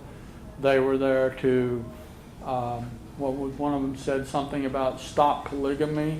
Well, the ATF has no authority to enforce either one of those things. Only one agent said, well, we were there for the gun laws, and then the defense attorney asked him, well, what was in the search warrant? He said, I don't have any idea. I never saw it. You know, but he was told to say they were there for the gun laws. Okay, well, does that answer your question? I mean, I can tell you all day long what they said they were there for, but the reality is they were there to cover up evidence and kill witnesses. And by the way, the Bible verses they were hanging out didn't make any sense to me then. They would show different Bible verses, but now they do, because one of them is like they were killed for the testimony they held. Okay? All I remember about it is the fact they painted a real ugly picture Yeah. of him and how he controlled those people with all kinds of evil That would be things and- nice if they all lived there full time, wouldn't it? I mean, that would make more sense, but since they didn't, you understand where I'm coming from. I don't know anything about Jim Jones, but it seems to me if you're way out in the middle of a jungle somewhere and these people don't have houses in Waco that they can go to at night, that you could have that kind of a situation. Plus, he traveled all over the world. He went to Israel, he went to England, he went to Australia, he went to Hawaii, he went to the Philippines, Japan, all over the world. He was traveling all the time. California, a lot. They had a house in California that they owned, Laverne. So it's really inconceivable to me that if he's gone all the time, how's he controlling them? You see what I'm saying? It's kind of like as seen on TV, that little emblem. They need to keep showing that to you, or that stuff's going to wear off people. Okay? And I want to say one more thing that was in this little deal here. Y'all are the media. You know that, right? You're the media. Don't trust the media. They're not there for you. They're really not. They're not going to tell you the truth. Don't believe anything they say. Don't even watch it. That's even better. But when you see something that you think is a potential situation, like a Rodney King meeting, which we'd have never heard about, never, if it had been for a private citizen there with a camera. Because when I was in Waco in '93, there was a crew there from Diane Sawyer's office. They were doing a follow-up, feel-good piece of the women that I was staying with. They said that they were also cameramen for that show Cops. Anybody remember that show called Cops? And that thing that happened to Rodney King was nothing. They said that happens on almost every single bust-in where they follow him into the house or the apartment. They said that kind of beating goes on every single time. They said, but we leave it on the cutting room floor. Okay? Well, you said that we're the media. Well, how can we be the media? I don't watch TV. I do. Okay, you're the media because you have stuff. a video camera. You have that, and you have the internet. You have YouTube, and it won't be long before, if I'm right, that people will trust what they're seeing on YouTube before CNN. Okay? But we have to make sure that we're giving them good information and that we can back it up. And the best way to do that is to use these guys. All right? Now, I'm glad that John Gentry, who is a videographer by trade, came upon a horrible accident over here in Dallas like a couple weeks ago. One death at least. And like any good videographer, he didn't even reach for his camera because he didn't have it, for one thing. But he rendered aid, and that's what you should do. And I don't want to ever hear or see any of y'all out there filming some horrific thing like a street fight or something or a bad accident and see no one rendering any aid or trying to break up the fight, because there's millions of videos on YouTube right now of that very thing, isn't there? So your first obligation, even the media, I think, should render aid, right? But they often don't. So congratulations, John, you did the right thing. John Wiley Price. What did you say? John Wiley Price. Oh, Mr. Price. I met Mr. Price in 1994, and I took him to Waco along with another, a Baptist minister from Oak Cliff, and he was going to meet Sheila Martin, who was Wayne Martin's widow, the Harvard lawyer that I told you about. Wayne Martin is on the tapes. We have a 911 call for about 24 hours straight. And just listening to Wayne, you would get you'd have tears in your eyes because he's so thoughtful and intelligent, and he just really, when you think about that, what a waste. A Harvard lawyer. I mean, the guy had 7 kids. Well, I've got 4 myself that I know of. So I'm not going to hold that against him. I mean, 4 of his kids died in there. His wife survived. He died. If I had a time machine, I wish I could go back and fix it, but I can't, guys. All I can ask is that we bring some justice to it, and maybe it'll do some good. The quit claim. Quit claim, oh yes. Well, I told you about the Army had the property first. In 1988, one of the things that David Koresh, Vernon Howell, whatever you want to call him, did, he had his attorney, Wayne Martin, and some others start researching that property, because they did try to turn the drug lab in and the guns. They tried to turn all that into the local law enforcement, and they wouldn't take it. They were like, see no evil, hear no evil, speak no evil. They wouldn't give them any advice on what to do with it.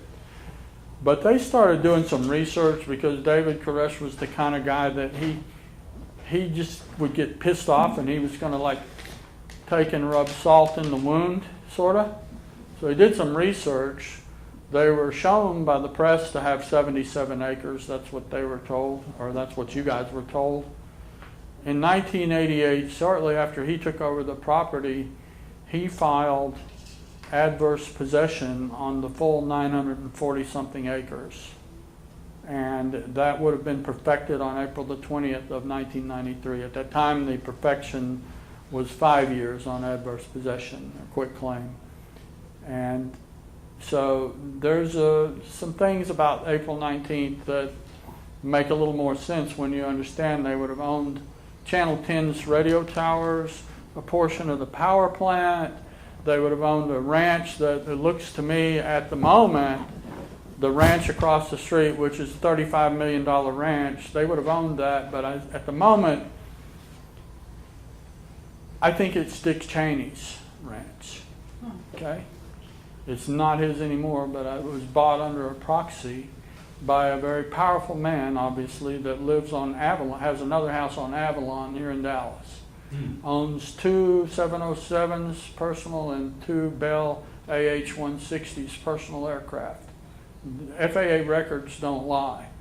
You can't fake those. And this person, Gail Peary was his name on the deed, Peery, the only record of him dying is in the Office of Naval Intelligence, and he it doesn't say what he did for them or who he was, but it does show he died in 2011, and there was not an obituary in the Waco paper, which I found that strange, because in the Waco paper they have obituaries for dead janitors. And here's a guy with a $35 million, 2,000 acre ranch right outside of Waco, and there's no obituary. But we're going to find out who the hell really owned that property, and I'm not going to be surprised if it's somebody like a Dick Cheney or perhaps even a Ross Perot. I'm not going to be surprised. So what was the other point about that? The 941 acres obviously is a lot better than 77. Oh, and the power plant, I said, is part of that. Bill Clinton gave a campaign speech at that power plant in 1992 in the summer. Well, I've been to that power plant many times, and it's called Trading House Lake Power Plant. There's 5 people work there on any given day. That's if one doesn't call in sick. So how would you give a campaign speech at a noisy power plant in the summer of 92, overlooking Mount Carmel, by the way, and who would show up 15 miles outside of Waco? But that's in the Secret Service log that they had to go there with him because he gave a campaign speech. Well, I know from talking to the people down there that there was a judge, Judge Smith, and the local prosecutor, Bill Johnston, were with Clinton that day, and they were the only ones there. So yeah, as much as as I would like to say Bill Clinton had an opportunity to do something good, he didn't. Okay, and he probably was involved with it just as heavily as the Bushes and everybody else. Next question. Following on to that theme, do you know what happened to the pilot of Loretta Lynch's airplane after Clinton went on board that plane and talked to her? No, when is this? I don't know what. Well, this was coming into the election, and it had to do with... In 92? No. No, we're talking present. Yeah, present. 16. And what happened there? He heard the conversation Right. and made it clear he was going to reveal that conversation. And Fox News, I think, had him surrounded in a hotel room with guards of some kind. And he died. Nobody has said why. A lot of people have died. Oh my gosh. It's terrible. But you know what? My whole life for 24 years has been bringing stuff to light, and I knew for a fact if we put the Clintons back in the White House, what would be the chances of that? I mean, come on. So yeah, I voted for a guy I never heard of, basically. I mean, I totally had a reality TV show, but I knew one thing: CNN hated his guts, and if CNN hated him, he can't be all bad, right? So. Who did you vote for before? Huh? What? Oh, I voted for Obama both times. I wanted to vote for Ron Paul, but then when he got knocked out by the RNC, I decided to vote for the other peace candidate that was going to get us out of Iraq. Well, even though he didn't do it the first 4 years, I'm thinking, well, I'll give him another 4 years to get us the heck out of the Middle East like that. I was disappointed with Barack Obama, but you know what? I wasn't going to vote for Bush or anybody like that, or hate Mitt Romney. I mean, our elections are really kind of stupid. Come on. I mean, what good does it do? And then you got the media and the intelligence services who have so much to lose from these things that Trump can unseal, they're just keeping him hogtied as far as I can see. They really are. And whether you call yourself, by the way, I don't call myself anything because I'll vote Democrat one time, Republican the next. Sometimes I'm so disgusted, I don't vote. But I'm also like Columbo, and like any good investigator, I'm a waffler. The media with their 10-minute mentality program have hypnotized you, believe that waffling is a bad thing. Believe me, waffling is a necessary thing for an investigator of any kind, because if you get locked into a theory and you're so locked into it and you commit your whole life to it, and then you find things that say, oh, well, that's wrong. Well, you need to be able to change, and you need to be able to do it without saying, oh, I'm not a waffler. You know, don't put another impediment in there for an investigator by making waffling a bad thing. I'm even a waffler when it comes to my faith. And some of my own relatives are like, how can you be that way? You're an atheist for this many years, and now all of a sudden you're spiritual again. I'm like, it's the way it is, you know? You see, anybody that's not waffling is dead, or they're one of the zombies I started out talking about, okay? Have an open mind, okay? Go ahead. Given the magnitude and depth of layers of this shadow government, which I think you agree exists, how do you keep your enthusiasm for what you're doing, your hope for humanity, your hope for this country going? Same way Rick Grimes does. Because you know what? I'm trying a cure. I've identified the source of the problem. It's called mass hypnosis. Right? Now, Rick Grimes, they thought in the show Walking Dead, they thought this one guy had a cure. Well, it turns out he's bogus and he doesn't have a cure. So now they resort to the ultimate cure, which is a Colt Python, or, you know, like a K-bar. You know what a K-bar is? Nobody knows what a K-bar is. Not even the nurse back there. She I know does. what a K-bar is. Okay, well, tell them. It's those knives. It's a knife. Yes. The Marine Corps issued knife. It's called a K-bar. I'm Force Recon girlfriend. Yeah. Oh, okay. Well, Please. they'll take that knife and just stab it right through the brain of the zombie. Well, you ask my hope. I don't want that. But if it comes to that, hey, that's what we got to do, people. This country's in the toilet. Yeah. It's in the toilet. And it's like we're 50 years past the time that Thomas Jefferson thought we should have already thrown all of them out of the swamp. Not just drain the swamp, blow the swamp up and start over. Now, I don't want that. I'm hoping that we can get this mass realization going. Look at her shaking her head. Don't you have one single question for me, you know? I want the rebuttal. Anyway, I think you get to sit down now and look at the rebuttal. You're the rebuttal? No, you get to sit down and we'll have the rebuttal.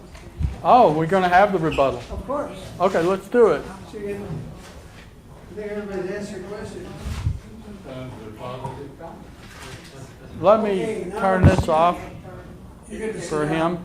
I don't It's know your how. turn to talk, so who wants to be first up here to respond when the speaker had to say for or against? So, run up. Who wants to be first? There has to be a first. Want to be first? Okay. Oh, go ahead. All right. Ladies first. All right.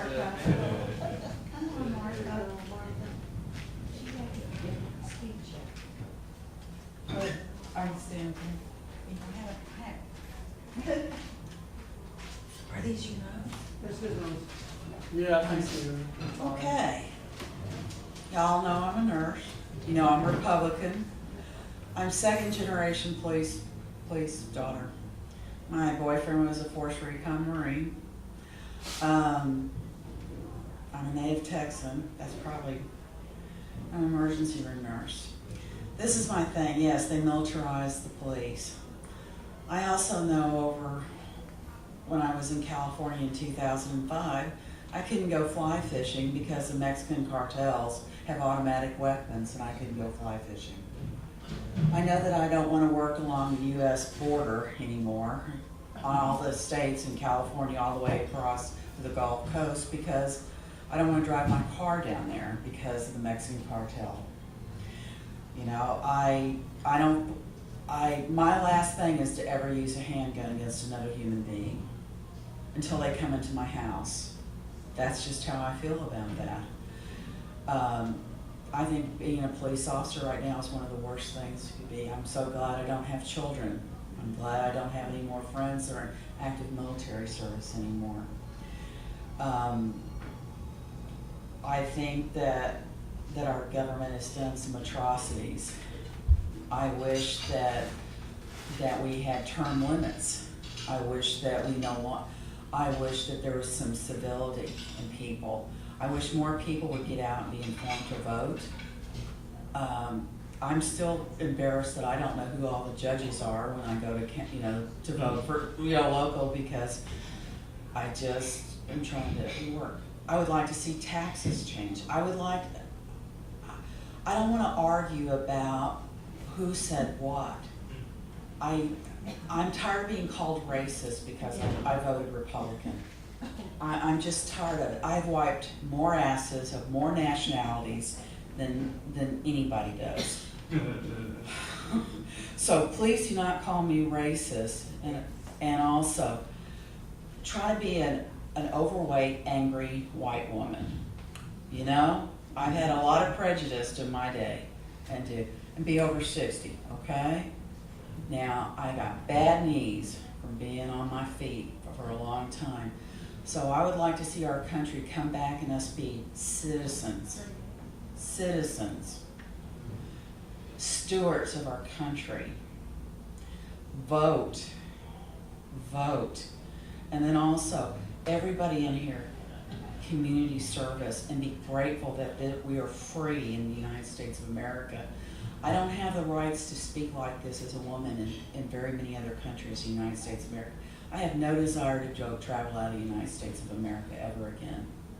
I just don't. Why would I leave the best place in the world and go somewhere else? Yeah, I know why people want to come here. And like I said, I believe there's a lot of conspiracies. My father said the government's good for two things: to kill you and tax you. My dad is a World War II veteran, 17 years old, signed in. My dad is 91 years old in the VA nursing home. The VA is an atrocity, and we pay for that. And I hope there's I believe there's stadium seating in hell for the people that manage the Veterans Administration and our representatives.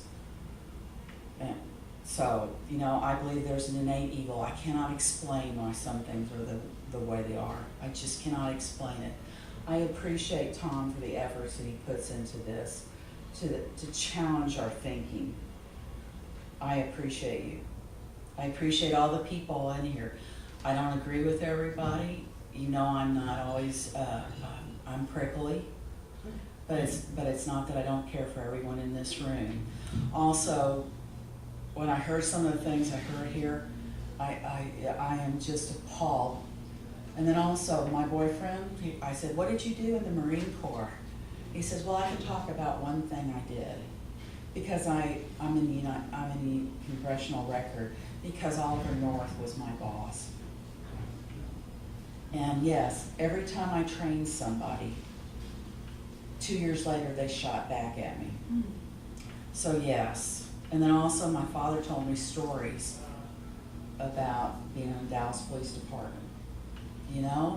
It's not a great world. Anywhere you have money and power, there's going to be evil. I just wish that everybody would look for the positive things in life. I appreciate the people that do conspiracies. Sometimes I get overwhelmed with it, but when did the press become dictators and tell me what I should think and feel? Remember Walter Cronkite? He literally cried when Kennedy got. I thought that was as much as you should do, and the rest is John Kennedy was shot and died in Dallas, Texas. You know what I mean? I want to hear the facts.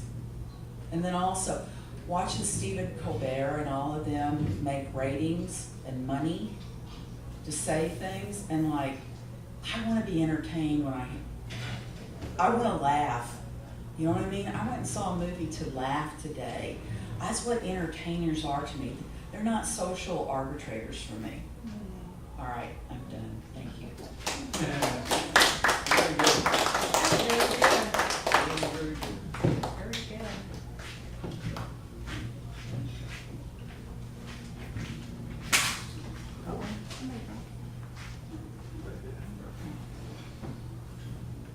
Ken, I have to commend you for your persistence in this. And Well, I hope your oh film, my God.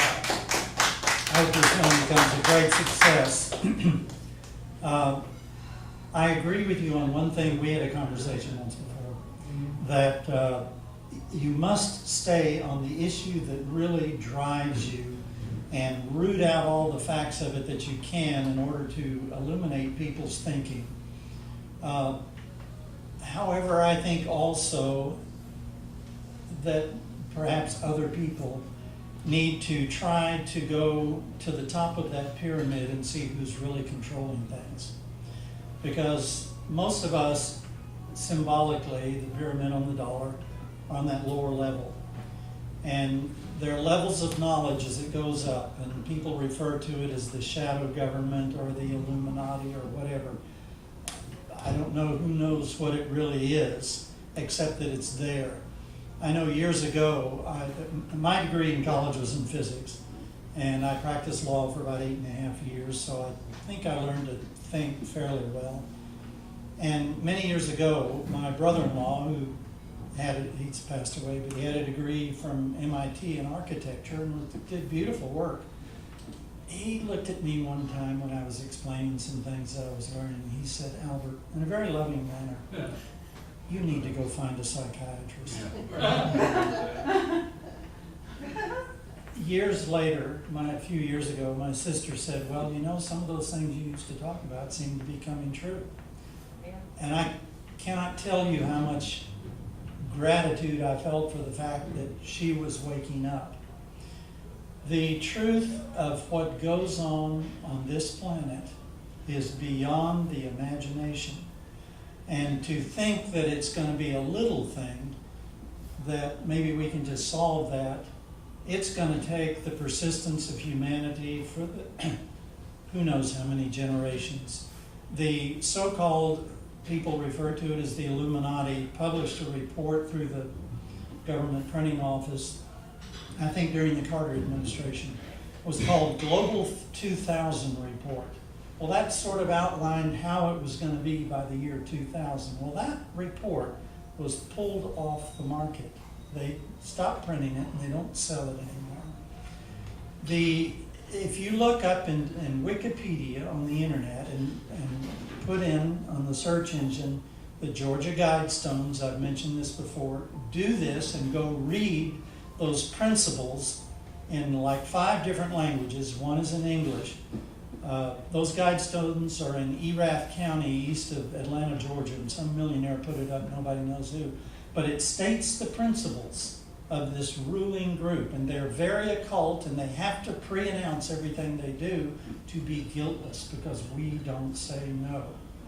The first principle there is maintain the earth at a sustainable population of under 500 million. And we're about 7.5 billion now. How many people do you think they intend to kill? You can find on the internet now intelligent people talking about cell phones. Cell phones are sterilizing humanity, literally. The frequencies are destroying, for instance, one fellow, Barry Trower, Trower, decades in the British military as a scientist developing microwave weapons. He lectures now, and he's interviewed on, you can find him on YouTube. He talks about how a cell phone in use can alter the DNA in a woman's ova 10 feet away. And you think of all the towers we have around now and so forth. Trower fears that the United States may not even have enough new population coming in 70 years to sustain the country. These are things that are not accidental at all. They're not stupidity. They're brilliant, really. Evil, but brilliant. I've mentioned this before too. A friend of mine who was 27 years in the CIA, an electronics expert, told me that when they chose the frequencies for cell phones, they knew that that frequency resonated with human brain cells. And there's an epidemic of little tumors back here now, of people all across the nation. We need to try to look at the big picture as much as we can and delve into the individual things, like, for instance, as I mentioned, only the guilty destroy the evidence. All of the evidence in Waco was destroyed as much as possible. All of the evidence in Oklahoma City was destroyed as much as possible. All of the evidence in New York at the Twin Towers, they took all that, they kept everybody in the media out and took all of that steel and got it out of there because there was too much evidence of the fact that it didn't come down by an airplane hitting the building. Never in the human history has fire brought down a steel structured building, ever. Jet fuel and ambient pressure and so forth will burn at about 1750 degrees, and poor iron or steel is going to have 22, 23, 2400 melting temperature.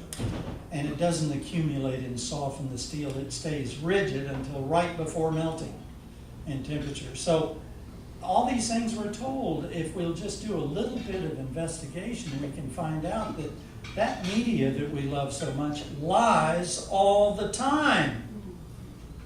Don't rely on it.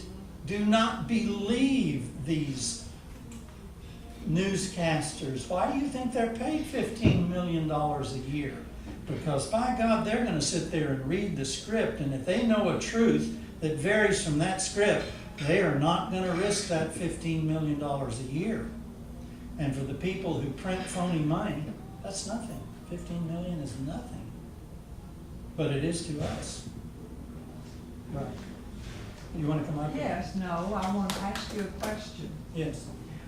If we can't trust the media and we can't trust in our government, what the hell do we trust? Your husband and these other people you meet here, ordinary human beings, not these. But we've got to make decisions based on things that are coming from a lot wider source than just the people that I know. Well, don't just go to CNN. I don't watch TV. Okay. Try to look in as many places as you can. And a lot of it is going to be people who like to put up their own little news blogs and make a story out of it. And some of them are crazy. And some of them are true. And But how follow do them. we determine which ones are true and which ones are not? You have to ask that intelligence within you. You know, the kingdom of heaven is within you. That means you have super intelligence within you if you listen.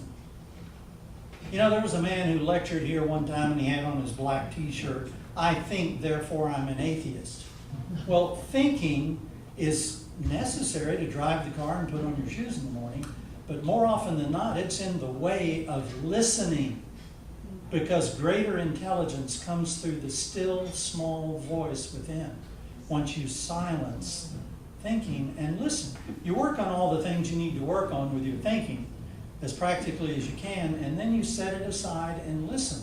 Albert Einstein, I've mentioned this before too, worked on his theory of relativity, and he just couldn't get it. And he and his wife were living in Geneva, I think it was. And he worked all day, got totally frustrated, put on a coat and scarf and a hat, and went out and walked in a cold rain for several hours. Came back, chilled, exhausted, ran a hot tub, got in it, closed his eyes and soaked and just chilled out, just got everything out of his mind. And after he was that way for a while, boom, E=mc squared. The equation for the theory of relativity appeared in his mind. I prefer trusting your husband. Listen, I've told them several times over here that when you go into the bathroom area, they've got it backwards. They should have a sign on the wall that says, "Men to the left, because women are always right."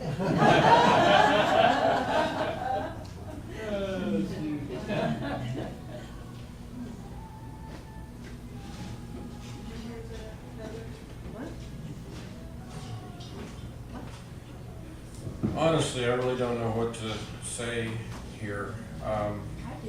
It's a numbers game.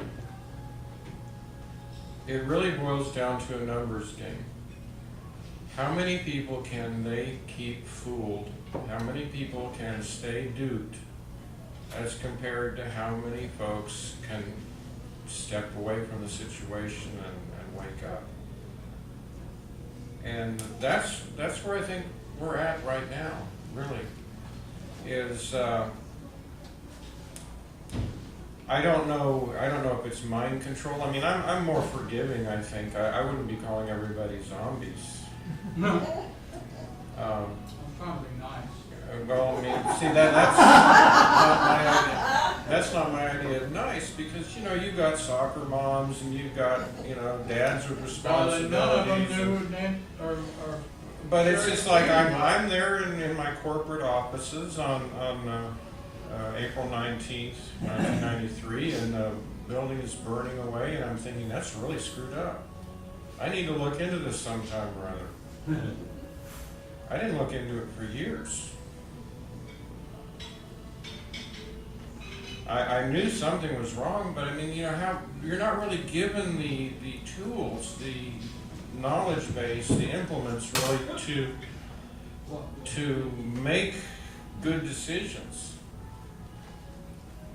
You really have to seek those out. And I mean, my expertise is not Waco.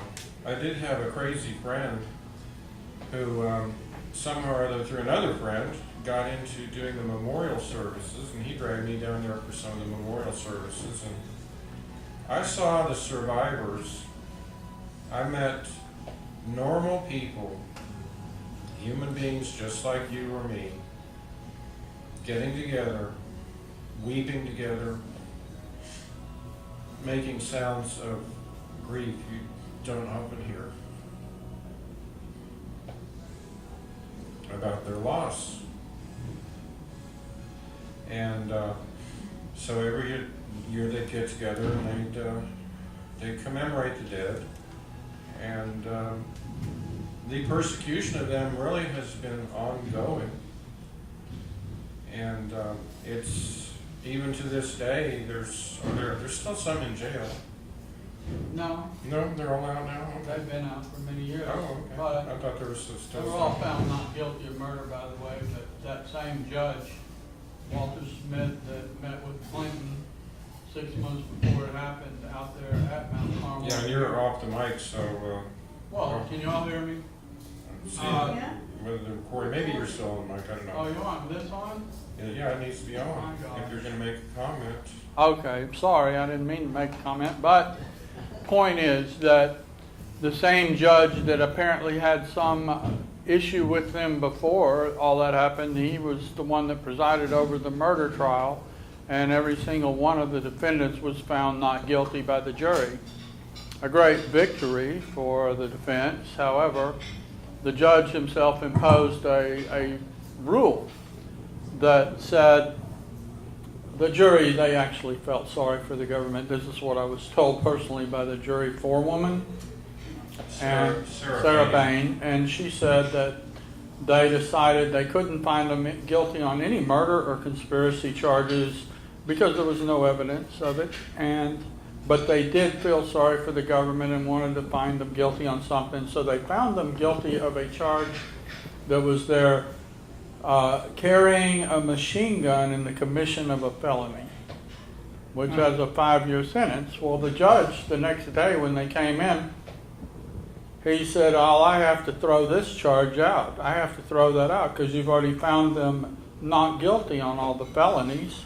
So how could they be guilty of carrying a machine gun in the commission of a felony if they never committed a felony?" Well, then, an hour or so later, after he went back into chambers with the prosecution and the defense, he came back out and said, "Well, I'm going to reinstate it and we're going to hold it up." And he said, "I'm going to impose a sentence of 15 years. Okay, so some of them actually did have to serve 15 years for a bogus thing, because obviously If you didn't commit the felony, how can you be guilty of carrying a machine gun in the commission of the felony? That's all in my book, by the way, which I'm not selling the book, but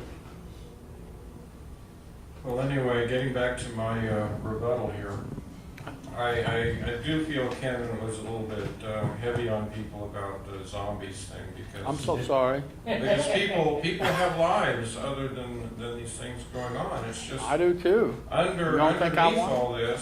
underneath all this, it used to be years ago, and I used to have regular conversation with some pretty hefty litigators, and they would say, well, the way to deal with the misbehaving of one federal agency is go to another federal agency that has no dog in that hunt, that has no beef, and it used to work.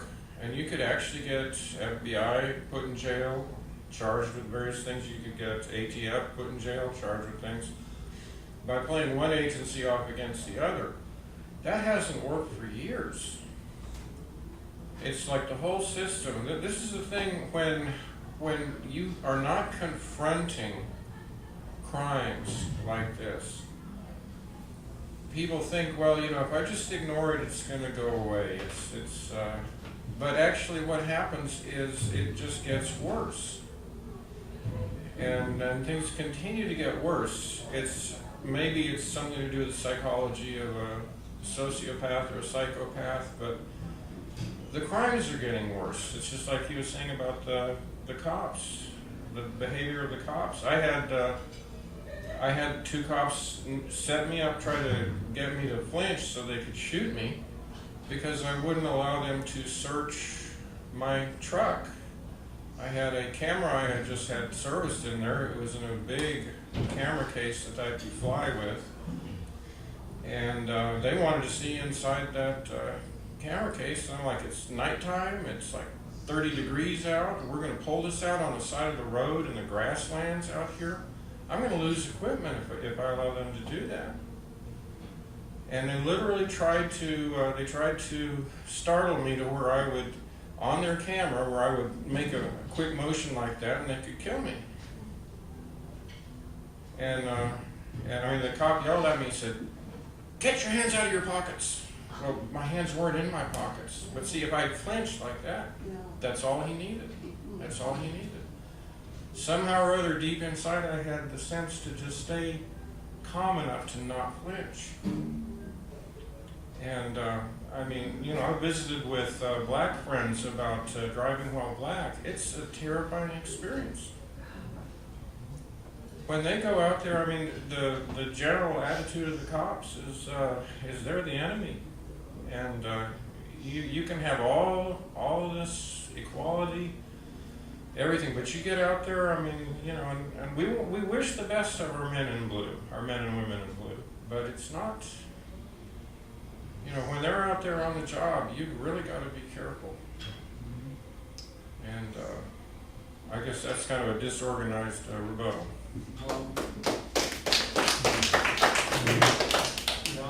But no, I'm sorry. You need to get back up. I'm the last one standing, I think. I could say another thing or two. We already said, I know, but they've only been sued. we're almost out of time too, that's not a problem. Anyway, I want to thank our speaker for being here, and I think he did a great job. And it's all thinking. There's a couple of things that struck me in his speech. He talked about the media being 10 minutes, whatever, that we're condensed, we're listening to the same thing and we're not getting anywhere. It struck me some years ago, I was in Chicago and went to a conference where they were complaining at that time the media was consolidating some more. They wanted to consolidate more media. And every time there was consolidation, I remember we used to have 4 newspapers in Chicago. We also had a news bureau. And the news bureau would run around and get information and different things that were going on in the city. And they would convey that to the newspapers and they would print what they wanted out of it. Well, the point is they were getting local news. Well, when we got TV and it started consolidating news agencies, Right now, I think we have 4 or 5 in the country, that's it. And they consolidate this way. Newspapers can't keep up with them. So we went from 4 papers to 2 papers, and they got rid of the collective news. We had people there testifying, saying that one guy held up a quart of milk, and he said, homogenization works for milk, it doesn't work for news. And that's what's going on. Anyway, that's part of the problem we have today. Well, we have homogenized news. And we look at the TV, it's the same on any station pretty much, and we don't get local news, we don't get a lot of things. And newspapers don't even get them either. So that was the one thought I had.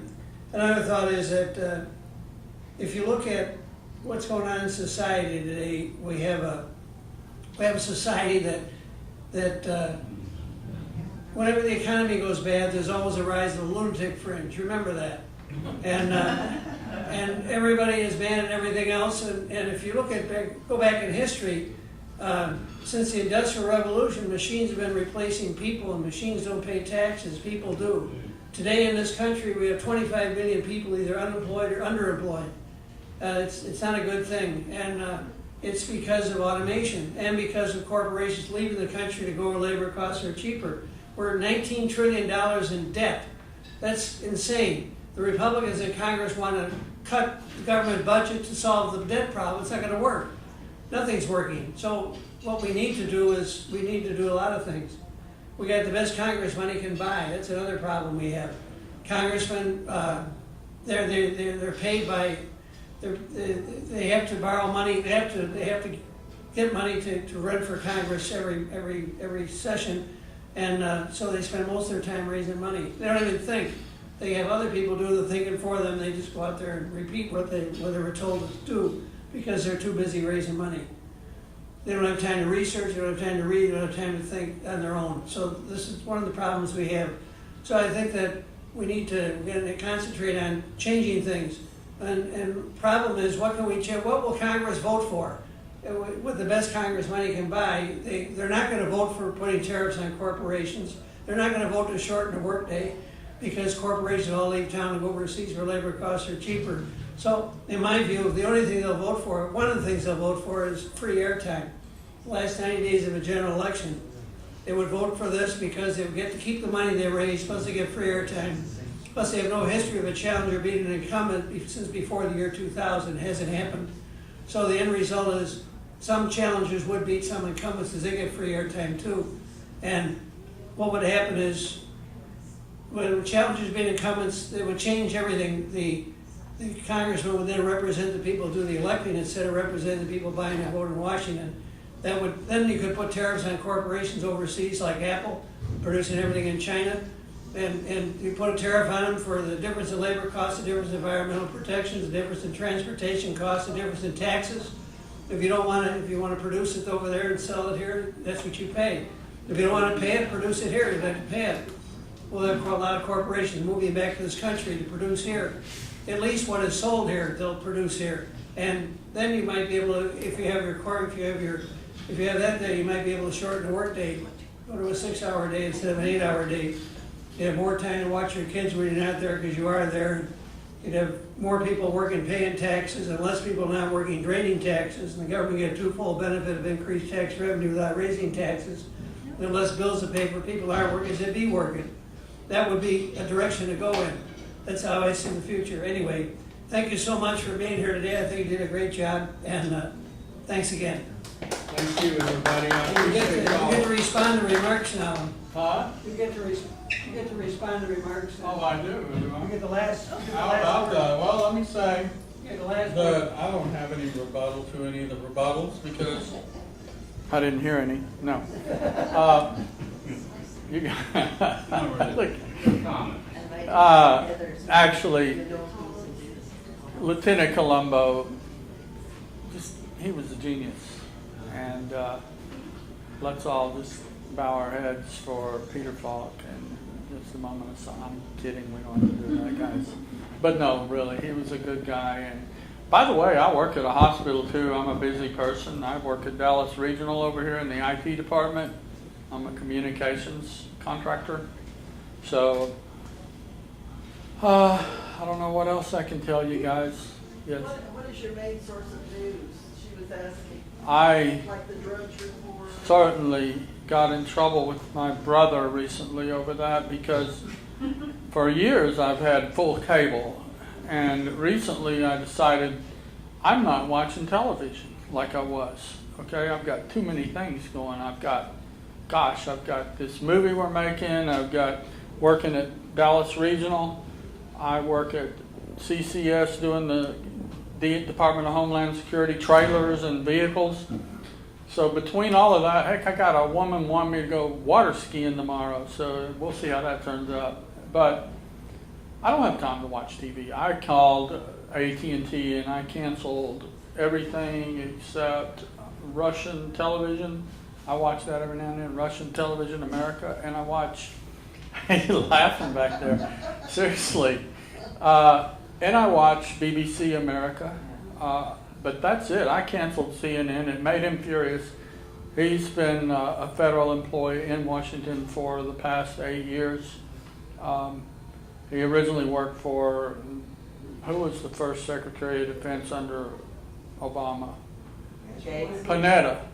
Leon Panetta. He was a personal photographer for Leon Panetta. Each cabinet level appointee has 4 personal photographers that travel with them. She's getting mad. But no, the staff in the photography department for each cabinet level employee is 14 people. That includes 4 photographers and 10 support people that edit the photos when they get back from Iraq or wherever the heck they were. And those photos, the press or the public never gets to see what your tax dollars, this professional photographer, my brother, which John, I thought he would get along with John because they're both kind of similar as far as what they do. But no, he didn't get along well with him. Anyway, my brother was so pissed off because he's been writing my HBO Go account all these years. I let him do that. And he was so mad when Hillary lost. I mean, I thought that he was going to lose his job because some of the things he was saying he was going to do on a landline, talking to me, after that election. I'm like, dude, you need to watch what you're saying. I know a guy that in 1994 or 95 95, they came and were going to arrest him because he had made some comments on the phone about Bob Ricks and some other guy, and then the building got blown up there or in Oklahoma, and they came and were going to get him because of what he said on the phone to someone else months prior. So here's my brother working now for Homeland Security. He's a photographer for the Border Patrol. But these photos go in a book. Each department has books that they bring out once a year for appropriation hearings, and they're about this thick, and they're really slick, pretty books. They got slick pages and really fine photographs in there. They give one to each member of Congress for appropriations hearing, and then they throw them all out. But that's your tax dollars at work, But my brother was livid about CNN being gone. And I said, look, you can still watch HBO. You get Bill Maher every week. Come on, what? You're not paying me anything for this stuff. Who are you to call because I canceled all these stations? He says, well, I'm all right then as long as you cancel Fox News. I said, you know what, Glenn? I don't even watch Fox News. I never have. You know what? Let me look on here. And I went through there and I said, yep, it's gone. So then he's okay. But you know what? People, I'm not a liberal. I'm not a Democrat. I'm not a Republican, and I'm not a conservative. I refuse labels. I refuse to be labeled. I have my own reason for voting for a man that seems to be best at saying, you're fired, than anything else. Just like the nurse back here, she said she's tired of being labeled a racist. I haven't had anybody call me a racist, but my own brother has said things that I don't like, that are hurtful to me, and I don't do that to him. I know too much about Hillary Clinton and Bill that I could have never voted for them if they had put, I was going to say if they put Saddam Hussein against her. I would have stayed home, okay, on that one for sure. Don't get the wrong idea there. And I do support law enforcement. I do think they have a hard job. I do wish this had never happened. Like I said, the first day that was mostly accidental. The thing with Stephen Willis, though, and your information was very helpful about Stephen, because he was the only agent on that initial raid that died who was from Houston. So that's pretty telling that they brought him down to a hospital there rather than Waco. I'm guessing. No, you're not guessing. You gave good information there, because we knew he was killed before they even stepped foot on the property.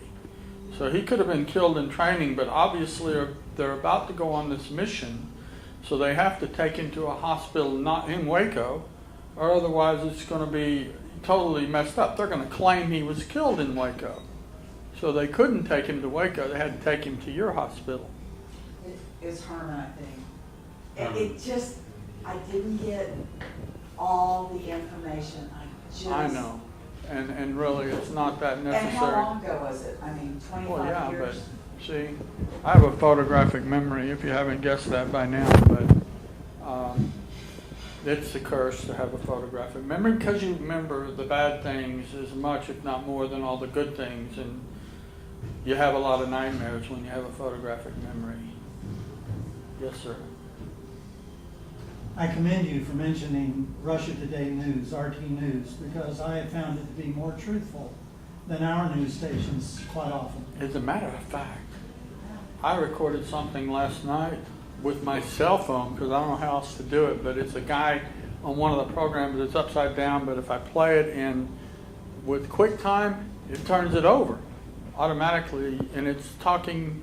It was really good, because he said, I don't know and I don't care how or when the Russians supposedly hacked the election. Anyway, it goes on. It's pretty good. I think we're probably out of time, aren't we? Well, I just, Yeah. sir, you, at the beginning though of your talk, you said something was going to happen to the U.S. eventually. That's what the National Guard thinks. They think that we're going to be hacked somehow, and it'll disable the internet, it'll disable cell phones, it'll disable landlines, it'll disable television, radio, basically everything that's controlled. It's possible. Yeah, it's possible. Okay. Is that it? Guys, thank you. Thank you. I'll applaud all of y'all. You're no longer zombies. You're no longer zombies. You're all cured. Well, except for tonight, they kick us out. I miss it terribly. To talk to our But I had an uncle somebody that said the man is always the See you next hero. week. The wife is the date. They turned their head the way they wanted to go.